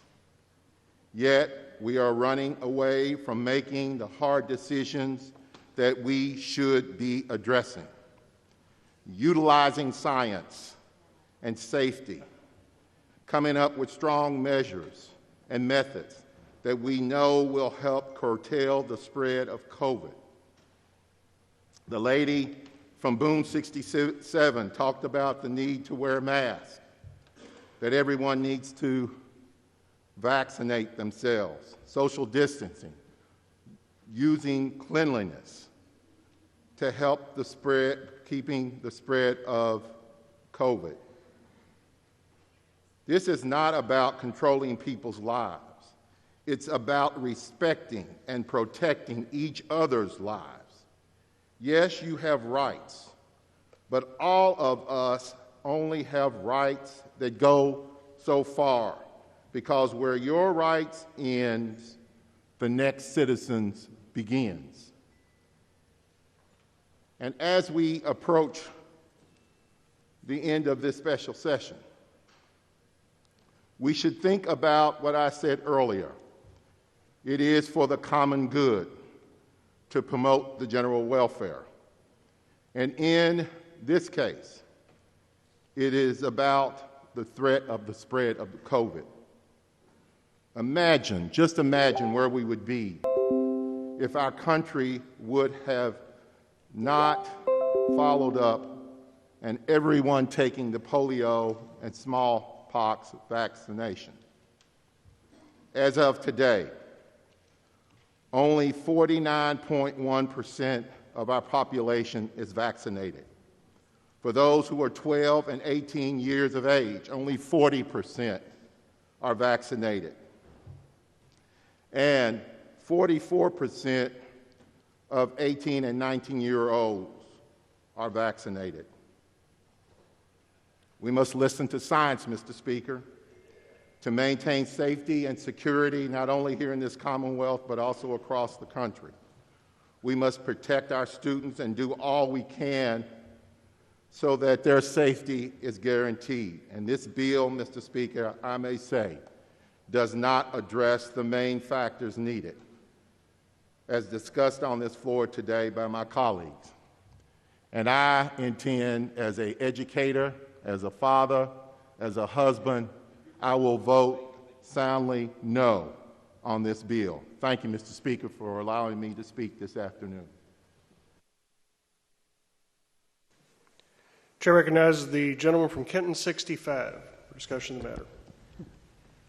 Thank you, Mr. Speaker. And you probably recognize that I just pushed my button, so I didn't plan to speak, and I don't really have a lot to add to the substance of what's been said, and much of it I agree with. But I would wonder if the lady would yield to a question.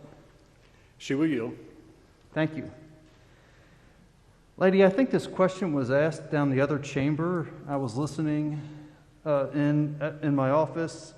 I may have been distracted. I didn't hear an answer, or maybe the answer wasn't clear. But there are two places in sections 1 and 2 that refer to the mask mandate not being available at all until June 1st of 2023. It says that twice on page 1 and page 2 of the measure. Do you know why those dates were chosen? Is there any science, anything that led us to establish June 1st of 2023 as the date that mask mandates would be possible again? Lady from Kenton. I am going to yield to the gentleman from Barron. Gentleman from Kenton, would you direct your question to the gentleman from Barron? Certainly, Mr. Speaker. Thank you. Gentleman from Barron, who I always enjoy talking to, and usually not in this manner, but gentlemen, there are two places in House and Senate Bill 1 that references the inability to establish another mask mandate until June the 1st of 2023. I can cite the specific lines if you need, but I was just curious as to why that date was chosen, if there was any science behind that.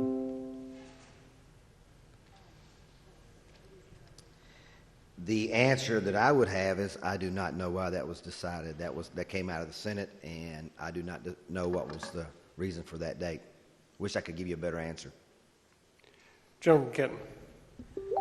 Thank you, gentlemen, and I just want to speak very briefly then on the measure. And again, not to echo some of the comments that have already happened here. If we were to remove those two sections, which I believe those dates are highly, highly political, and then we dealt with all the other parts of this bill that provide some flexibility for schools. They deal with the NTI days, remote learning. All of these things are debatable. No bill is perfect. We have this in place for a few months. There's some things in here that are palatable, but I can't support this measure related to the politics that's obviously within it. Thank you, Mr. Speaker. Chair recognizes the gentleman from Jefferson 33 for discussion of the matter. Thank you, Mr. Speaker. I know the debate's going long, and I'll be really quick. Got a lot of people from my district watching, so I just wanted to mention the reasons I'm supporting this bill, because if you're listening to the debate, you don't really know what's in it. We want flexibility. We want our kids to be in school, and we want our teachers and our kids to be safe. I'm the only one on the floor in the House of Representatives whose kids are in school in Jefferson County. My kids who are in JCPS in Jefferson County. My wife also teaches in Jefferson County at JCPS. We want to give flexibility, and we want them to be safe. So we're doing 6 things, I'll say quickly, giving 6 flexibility options. Number 1 is the test to stay, because we want our kids in school. If they've been exposed but they continue to be tested and they're negative, they stay in school where they're learning. We're providing funding for that. We've done that in another bill. That's number 1. Number 2, all this talk about how they have to be in school, they have already 10 days of NTI. We're given 20 days of remote learning. To put that into perspective, there's 54 days left of school until January when we come back into session. That's 30 days of grace that we've given if you need it. But just so parents know, this remote instruction is their kids will be learning, not like it was last year. We all know it was that we tried very hard with our school district. Our teachers did a great job, but it was very difficult. We were learning on the fly. This remote learning, the teachers will be in the classroom while the students are at home, and it's an hour-for-hour thing. So that's number 2, the extra days of remote learning for schools that need it because there's an outbreak in a particular school. Number 3, we want to take funding issues out of the consideration for local school boards. So all school districts will be funded as they were the last full year in 2018, 2019. So if you need to shut a school down, the local school board won't have funding in their mind. That's number 3. Number 4, when I talk to the school board members in my district in Louisville, in Oldham County, What they tell me is substitute teachers. It's really difficult to get substitute teachers. We're making it easier to get substitute teachers, both retired teachers back into the classroom and other substitute teachers into the classroom. That's number 4. Number 5, we're allowing the local school boards to readjust the school day so they can have 1,062 hours like we used to have, rather than having to go a particular number of days. So what that means is, if you have to shut a school down because there's a pandemic, there's an outbreak there, we want you to be able to do that, but let's get the kids the instruction time that they need, and you can extend days and do the kinds of things that they did in Louisville in 1974 with the flood. They did in 1994 with the big snowstorm. So we're giving them more flexibility to readjust the calendar. And we're also allowing local school boards to have mask mandates in areas where they feel that they need them. So in Jefferson County Public Schools, we may need them. We may need them in some schools, may not need them in others. The school board may make a decision. They need them across the county. That's a locally elected school board member decision. So that's 6 different ways that we're providing more flexibility. So I just wanted to highlight, because if you listen to this debate, all you've heard about is that we're trying to hurt kids. Not what we're trying to do. We're trying to do 2 things. We're trying to keep our kids safe and our teachers safe. My children and my wife are in those school buildings. We're trying to keep them safe. And we're trying to keep them in school, because we all know, we've all seen the test results from the last year. Not only the education test results, but the mental health test results, the suicide numbers. We're trying to keep our kids in school. That's what we're doing. That's why we've provided this flexibility. COVID is real. Please, if you haven't had the vaccine, or if you haven't had the virus, go get the vaccine. That's what my push is. But we're trying to keep our schools open. So if you vote for this bill, I think you're doing that. I think if you vote against this bill, I understand you want more, I want more also. But if you vote against this bill, you're voting against the extra 20 days of remote learning. You're voting against the testing to keep kids in school when they've been exposed but they've not been tested positive. You're voting against allowing your local school district to have the flexibility to go 1,062 hours. I know you're not getting everything you want. But if you vote no, you're voting against these things. So whether you're Republican or Democrat, whatever you've said to other folks, stand for these things. Say you should have got more. Say the bill wasn't great. It's not. It's a lot of things were left on the table. But my goodness, guys, this is good. And so I ask you to vote for it. Thank you, Mr. Speaker.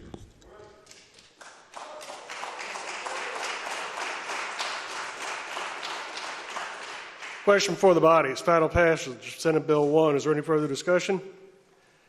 Seeing none, clerk will sound the chimes. Those in favor vote aye. Those opposed, nay. Roll call is open for your vote.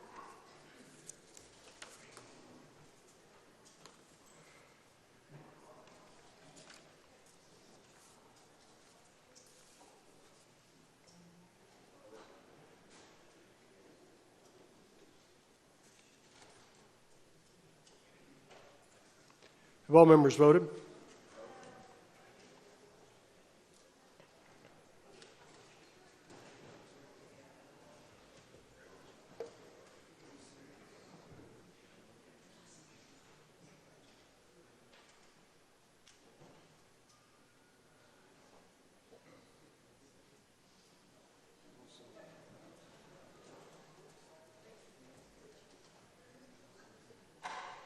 Chair recognizes the lady from Jefferson 44 for explanation of vote not to exceed 2 minutes.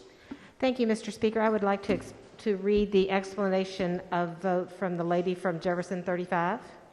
Yes, ma'am. Thank you.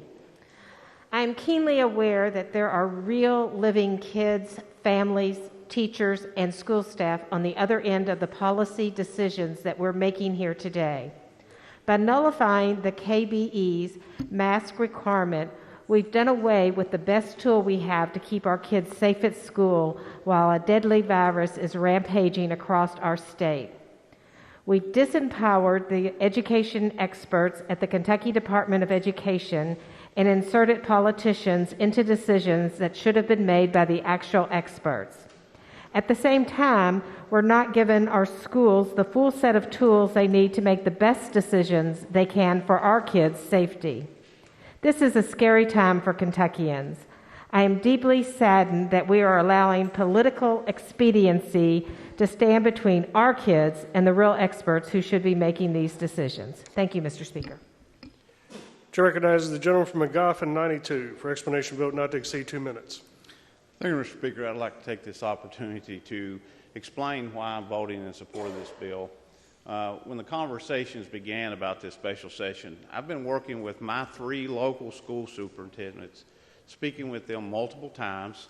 First, I began by asking them what they needed to help them, to give them tools. I brought that here. Much of that, nearly all of that, they're asked, are in this piece of legislation. Is it everything we want? No. I don't think anybody in here is getting 100%. But nobody ever gets 100% in a piece of legislation. But I want people to know that this wasn't a decision that I made on my own, but I made it working with my local school superintendents that are making decisions for our school kids. Now, unfortunately, many people are watching at home. This is a very big topic, very big issue for us. And if we say something over and over enough, we begin to believe it ourselves. But let me assure the people at home, we are not taking masks away from your children today, regardless of what you've heard here. Masks are still a part of the tools that's provided for each and every school district across this state. But what's going on in Magoffin County may not be going on in Jefferson County.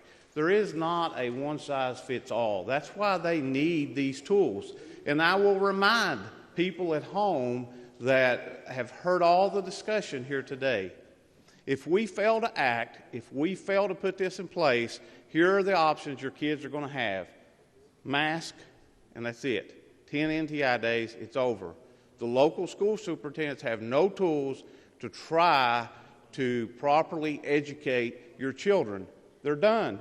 Their funding is going to fall into what the current day-to-day attendance rate is, instead of giving them the extra funding we're giving them. If we do not pass this today, thank you, Mr. Gentleman, your Speaker. 2 minutes has expired. Chair recognizes the lady from Letcher for explanation of vote not to exceed 2 minutes.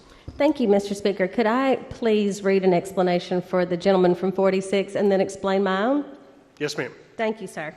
The gentleman from 46, in explanation of his no vote, says, I voted no because I can't support a rushed partisan process that intentionally does not allow sensible amendments that may improve this bill to be debated and voted upon. This process is not right and is a slap in the face to the people who disagree with some of the majority party's ideas. Those people's voices, voiced through suggested amendments filed by the representatives, are being systematically silenced. Planned suppression at its finest. Disgraceful. Thank you, Mr. Speaker. From the gentleman from 46. In explanation of my own vote, I did cast a yes vote, and I cast that yes vote very carefully, very reluctantly. I still don't know if it was the right vote. I think there are some good things in this bill. I think there are some things we desperately need that are about to expire tomorrow. So a lot of these emergency orders expire on September 10th. Here we are on September 9th, and I think an awful lot of those things are important. And I have listened to the people in my district, and a lot of the things that they wanted are in this bill. But mainly I voted yes for my district because I trust the people who are in charge of making these decisions. So it wasn't easy. There isn't any right vote when the bill doesn't go far enough. Again, I wish we were braver. But if this is the best we can do today, I voted yes. Chair recognizes the lady from Jefferson 32 for explanation of vote not to exceed 2 minutes. Yes, thank you. I cast a no vote today. I'm voting no for the teachers who will continue to be stressed as to whether their school board will decide or not to cover leave if they're COVID positive. And I'm voting no for the educators who are gravely concerned about the impact of going into school buildings without a mask mandate, and they will not even have the cover or the support of some sort of a matrix guiding those districts in those decisions. Thank you. Chair recognizes the lady from Jefferson Fayette 88 for explanation of vote not to exceed 2 minutes. Thank you, Mr. Speaker. I'm explaining a no vote. The people of the 88th District were loud and clear with me that unless a bill included universal masking, that they wanted me to vote no. And that came in by phone calls almost 10 to 1 and in emails almost 5 to 1. We know that our Fayette County Public Schools will implement a mask mandate, but we do not have a wall around Fayette County. We know that we have people from all over the state that come into Lexington every single day for work, for doctor's appointments, and they come in on the weekends to play. And we do not feel like we can jeopardize that. We are doing our best. We're trying our best. We have over 70% of our city vaccinated, and it's just not proving enough because we know that we have vaccines and we have masks.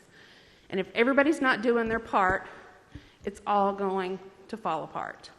I also am casting a no vote because we have a lot of folks from around the state that are worried. They're afraid to go to work. They believe that this is a workplace safety issue for them. And this is not an exhaustive list, but these are the ones that I know. We have lost a driver at our bus garage in Fayette County Public Schools, a Greenup County health teacher and football coach, a Lee County instructional assistant, a Marshall County Central Elementary instructional assistant, an EKU education professor, a Fort Knox High School counselor, a Floyd County building maintenance worker, a Trigg County high school teacher, a Bell County cafeteria cook, and McGoffin County maintenance worker. There should not be one more. Chair recognizes the gentleman from Greenup 98 for explanation of vote not to exceed 2 minutes. Thank you, Mr. Speaker. You know, I don't want to get 2 minutes, but I lived through the polio and I've studied smallpox. And one thing I do know that those two viruses are natural. This is not a natural virus. It has to be engineered to be so contagious. I want people to know I believe in the vaccine and know that I believe in the mask. But why do we have such increase in rate? Now, the lady from Jefferson 31 had it right when she said there was Dorito on the inside of the mask. It's going that way, it's not coming this way that's protecting you. That's just protecting you going that way. And most masks are not effective, but all the children are wearing them. And then the gentleman from Franklin 57 was talking about utilizing science because we had a transmission rate of 600 by 100,000. So we have to listen to the science, and what is really the science on masks? They're ineffective. The size of the virus is 0.25 micrometers, which to you is 0.0004039 inches. And if you look at the way people wear masks, we would be better to educate people how to wear them. Not off their noses, not open on their sides. Because I guarantee 0.25 micrometers can get in those sides and down that way. So they're very ineffective, but I believe in them because they protect going that way. If I have it, it's going to protect you. It's just like the dentist. Why does he wear a mask? To protect you or protect him? Think about that. But we have to listen to the science and utilize the science. And that is the science. And the science is the physics and biology of that. Coming off, Speaker, when my time's up. The biology of it is that aerosol droplet that we know is affected by the relevant humidity. Gentlemen, your 2 minutes has expired. Thank you, Mr. Speaker. Chair recognizes the lady from Jefferson 44 for explanation of vote not to exceed 2 minutes. Thank you, Mr. Speaker. I am explaining a no vote. I'm grateful that you allowed us to debate this bill thoroughly. Thank you for that. I'm also grateful that it is the time of day it is that we are discussing this bill because my 8-year-old great niece got to see me argue once again with the gentleman from Nelson. And gentlemen, she thinks I win every time. But it is also a great reminder that Kentuckians are watching, that children are watching. So thank you for a great debate on this bill. I wish it had turned out differently, but thank you. Chair recognizes the gentleman from Carter 96 for explanation of vote not to exceed 2 minutes. Mr. Speaker, I'd like to briefly explain my yes vote. This is not a perfect bill, but there are so many good things in this bill. I believe this will enable us to get our kids back to in-person instruction. Kids like my 7-year-old daughter So I have to vote yes due to all the good things that are in this bill. Thank you. Chair recognizes the gentleman from Rockcastle for explanation of vote not to exceed 2 minutes. Thank you, Mr. Chairman. I voted yesterday, or Mr. Speaker, I apologize. I voted yesterday because I've got a 9-year-old son in public school. He missed, the vast majority, seems like, of last year. Like his peers, he's fallen behind. We have to give our superintendents the ability to keep kids in school and to do it safely. This gives them multiple tools. We'll be back in January. We can address any issues that may come up, any shortcomings. I trust my school system every day when I send them to school. This just affirms that. Thank you, sir. Chair recognizes the gentleman from Jefferson 48 for explanation of vote not to exceed 2 minutes. Thank you, Mr. Speaker. I'll just be really brief. 2 reasons I voted for this. One is the local control. I know that, as said before, JCPS will probably institute some type of mask requirement. I understand that, but I think I'm more of a believer in local control to try to push down that control of issues that come across, because they are close to the issues and so forth. So I support that. The other thing is the flexibility. As I said before, it gives the flexibility for school systems and school districts to add and play with the days to help accommodate those issues, as well as I support the test and stay, and that's a good alternative, as well as other alternatives that's laid out in this. So thank you. All members voted. Clerk will take the roll. Being 70 members voting aye, 25 members voting nay. The motion Senate Bill 1 is finally passed.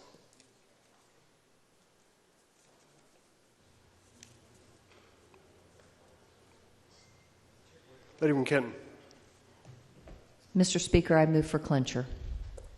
Without objection, so ordered. Gentleman from McCracken. Mr. Speaker, I move you, sir, that House Joint Resolution 3 be taken from the Committee on Committees and placed in the orders of the day. Without objection, so ordered. Gentleman from McCracken. Mr. Speaker, I yield very, very quickly to the gentleman from Fayette 45. Chair recognizes the gentleman from Fayette 45. Very quickly. It will be very quickly, Mr. Speaker. Mr. Speaker, thank you for the opportunity. Today's a big day in the 45th, as well as my house.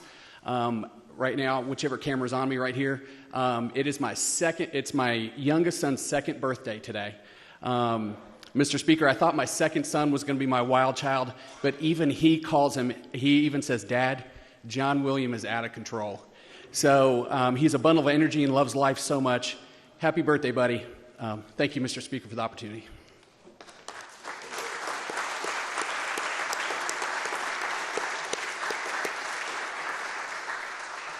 Gentleman from McCracken.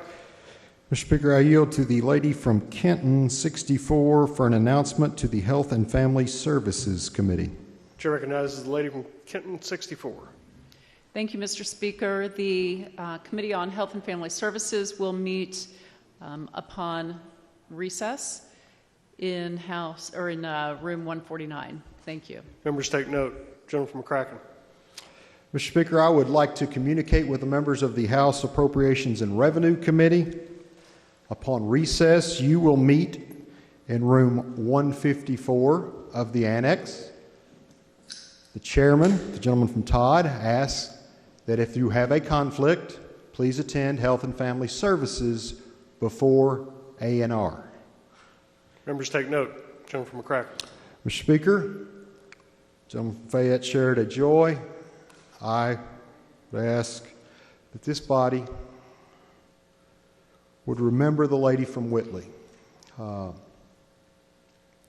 lady from Kenton 63 did a great job stepping up and filling in for her on that very difficult bill that was just presented. But the lady from Whitley did a lot of work on that as well. We've just received word that her sister, who she's been with these last few days, has passed away into eternity. Mr. Speaker, if appropriate, I would ask for a moment of silence for the lady from Whitley and her family. Members, please rise for a moment of silence for the lady from Whitley.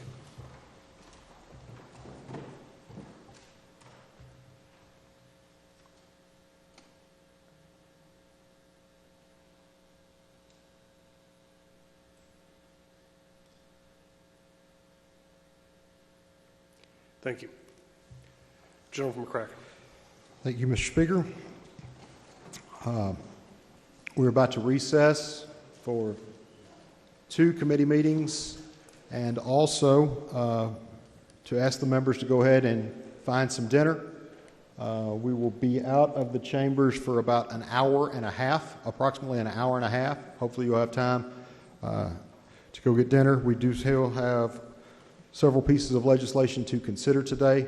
The goal is to get our work finished today. So,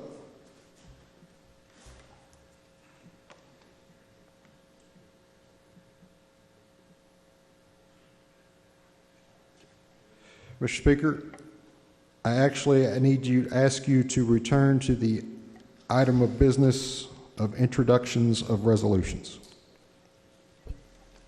Return to the item of business of introduction of new resolutions. Clerk, please report.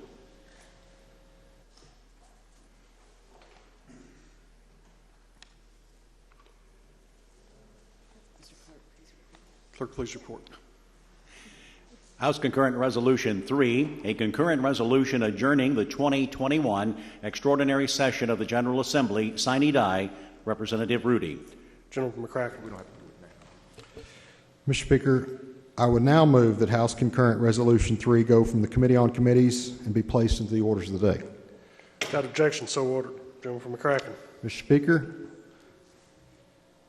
I move that the House stand in recess to the call of the chair. House shall stand in recess to the call of the chair.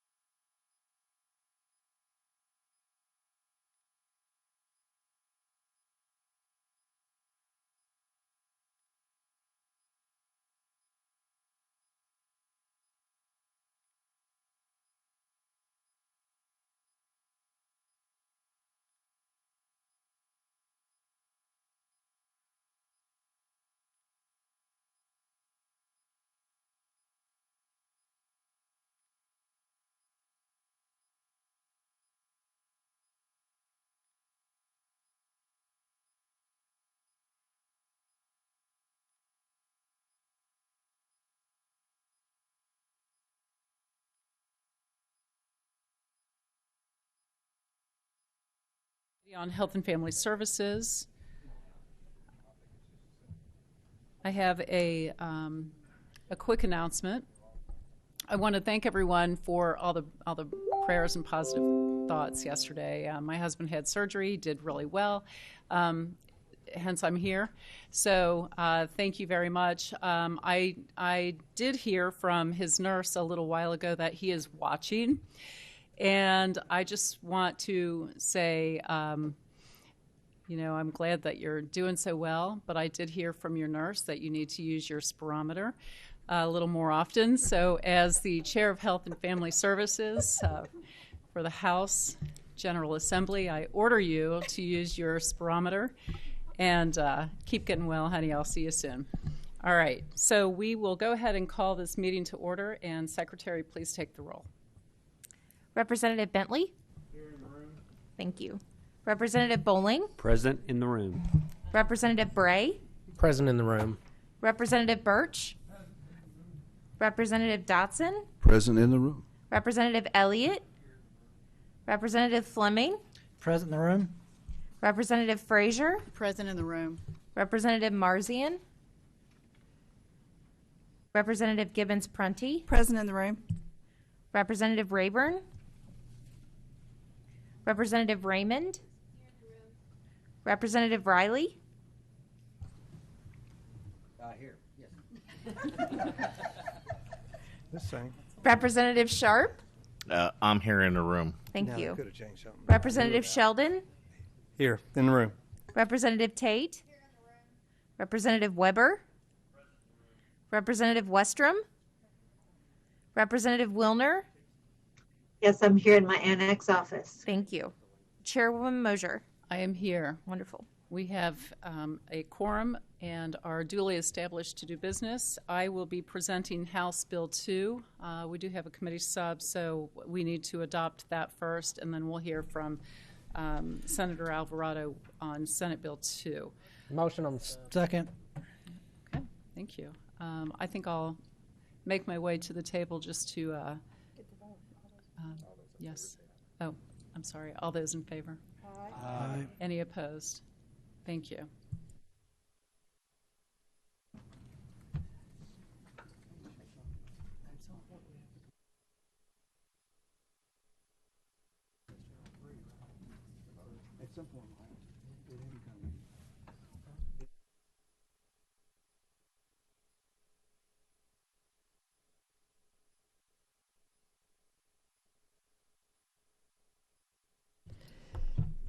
Please introduce yourself for the record, and you may proceed. The name of your guests. Thank you, Madam Chair. Thank you, committee, for the opportunity to present House Bill 2 to you. House Bill 2 is a bill related to healthcare actions to increase and improve protections of Kentucky citizens during the state of emergency in response to the COVID-19 pandemic. We adopted the committee sub. Thank you very much. With me, I have a guest who I will allow to introduce himself and help explain the changes that we made. It's always good to be Chairman Mosier's guest. I'm State Representative Jason Nemus, Eastern Jefferson County and South Odom.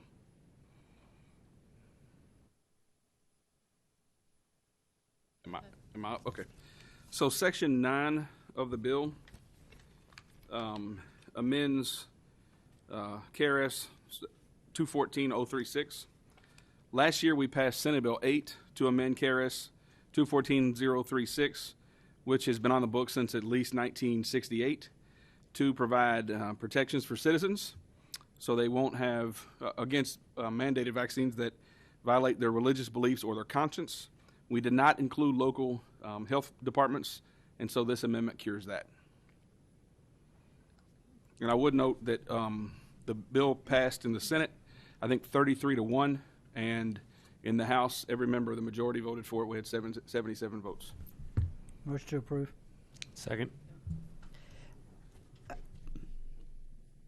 Okay, we have a motion and a second. Motion. Who made the motion? Fleming, seconded by Bowling. Are there any questions? Okay. Representative Birch. We need your microphone on. Representative Birch, please use your microphone. Sure. People of religious beliefs are exempted, what you're saying, from getting inoculated or anything like, right? Is that what you're saying? Representative, since 1968, Kentucky law has allowed individuals with religious beliefs that oppose immunizations to opt out. And so what we did last year was we expanded that to include conscientiously held beliefs. And so if you're a child and your guardian or a doctor submits a written, I think it's a sworn statement that it qualifies, then you will not be subject to immunization. If you're an adult, then you can do that for yourself, obviously. My question is, are these people exempt from getting the disease by being exempted from being inoculated? No, obviously, Mr. Former Chairman, I think you were the chair for 25 years. 30 years, thank you. This was on the books the entire 30 years you were the chairman? I know I tried to change it. Fair point, sir. But you understand what I'm saying. We exempt these people, and the reason I tried to change it was the fact that you exempt them, but you don't exempt them from passing it on to us who are vaccinated. And it doesn't keep us, keep them from getting it because they aren't vaccinated. And I appreciate their religious beliefs, but when their religious beliefs cause me problems with my health, then I think my health takes precedent over their religious beliefs. And that's all I have to say. Thank you anyway. Representative Wellner? Thank you very much. And actually, my question is really a holdover from yesterday's meeting. And it's sections, they were sections 9 and 10, and now they're sections 10 and 11. The finding those regulations deficient, and I was just wanting some clarification about why those regs were found deficient. I'm happy to answer that. I believe it's the rationale for finding the statewide mask mandates deficient was that this can really be handled on a local level. There are two different regulations. One has to do with the statewide mask mandate on healthcare facilities, and most healthcare facilities have their own rules dictating the use of masks and safety for their patients and their constituency. And the second KRS the administration reg, had to do with the statewide mask mandate for everyone. And again, we are asking local businesses, local school boards, local governments to decide what is best for their constituents and their clients. And, certainly some of the questions that have come up are around metrics, and they can certainly take all of that into consideration, and I would encourage them to do so and make intelligent decisions for their constituents. Okay, thank you. Representative Marzian? Thank you, Madam Chair. Do you know which religions prohibit vaccinations? I know that the Roman Catholic religion has taken some issue with the previous use of fetal cells in some of the development of vaccinations. That doesn't happen anymore. We know this. So I think it's a carryover from that. And that was really why we decided to add the conscientious objection as well, because, as we know, there are folks who feel strongly about this, and they were using the religious exemption when it was really probably more accurate to use a conscientious objection, and they, can at least be honest now. Right. Thank you. Thank you. Madam Chairman, if I could, I think both of us up here are vaccinated, and we strongly support vaccines. One can support vaccines, and I encourage all Kentuckians, if they've not had the virus and they've not had the vaccine, to go get vaccinated. That's my encouragement. But one can support and encourage the vaccine while at the same time recognizing individual right to their own religious beliefs and conscientious beliefs on whether or not they should get the COVID vaccine. Thank you. I see no further questions. Anybody else have questions? Representative Bray. I've got more of a comment and kind of to answer the lady from Jefferson's question. I believe some Jehovah's Witnesses don't believe in vaccination. I believe some sects of the Amish and Mennonite don't believe in vaccinations. And I'm personally one of the opinion that I don't judge others based on their religious beliefs, and I don't think it's our place to do that here. Government should stay out of religion. And thank you for bringing this floor amendment or committee sub. Any other questions or comments? Madam Secretary, please take the roll.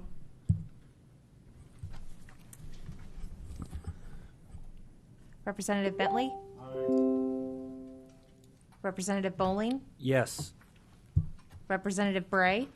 Yes. Representative Birch? I'd like to explain my vote.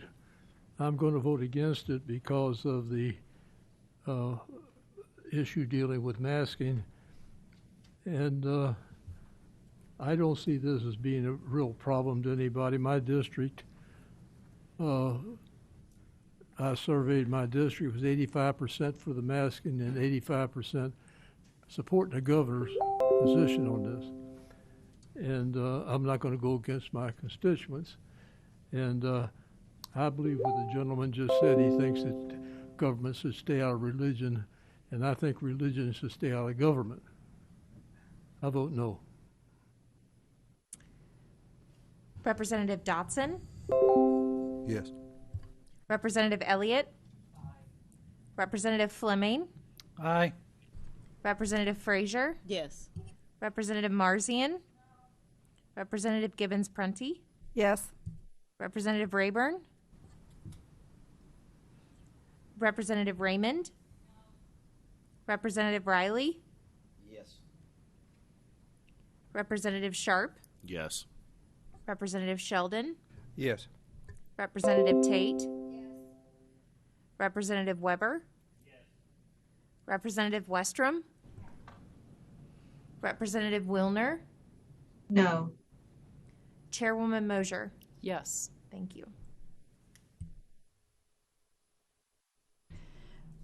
House Bill 2, as amended by committee sub, passes with a majority and should do so favorably on the floor. So thank you very much.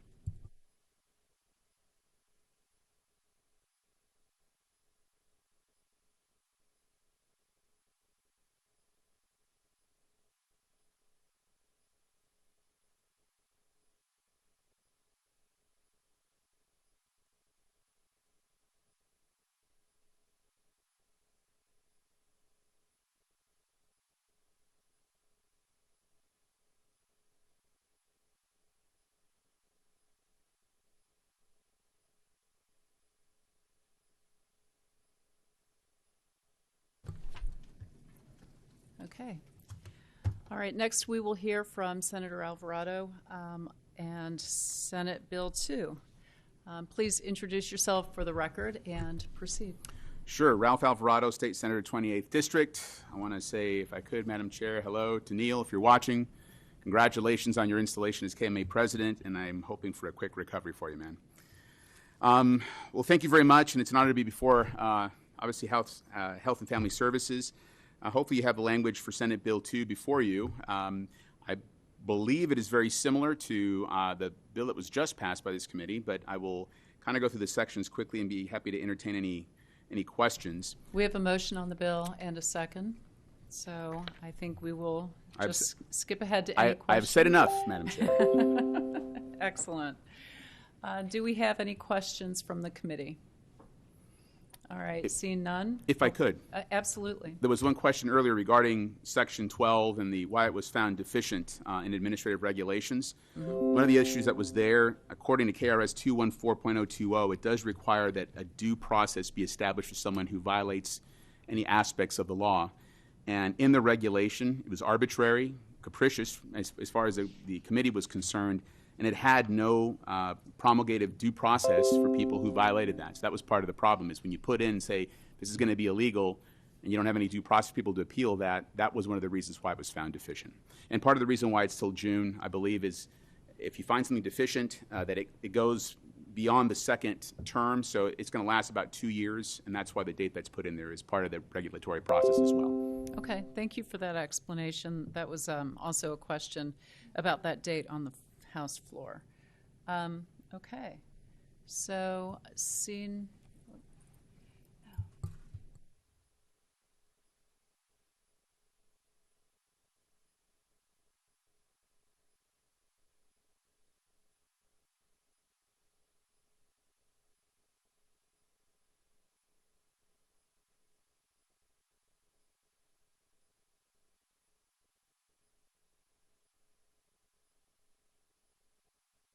Okay, so it was brought to my attention that the committee sub deals with only the statewide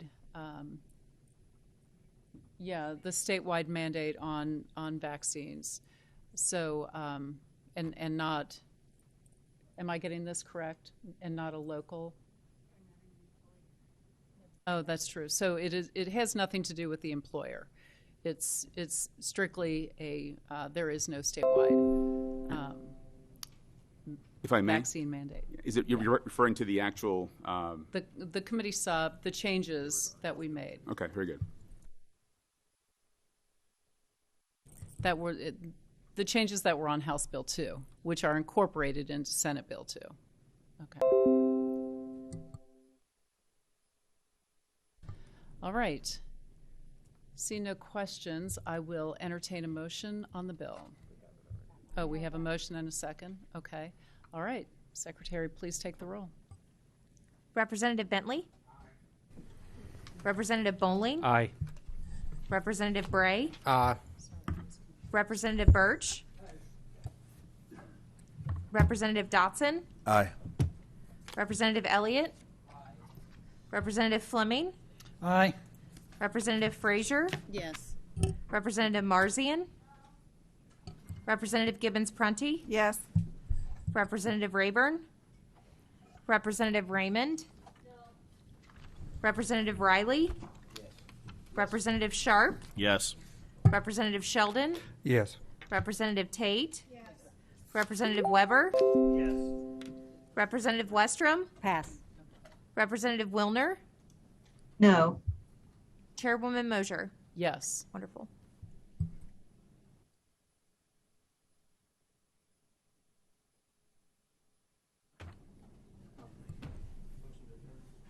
So Senate Bill 2 passes with favorable expression. The same should pass on the House. Having no further business, thank you, Senator Alvarado. Thank you, Madam Chair, members of the committee. The meeting is adjourned.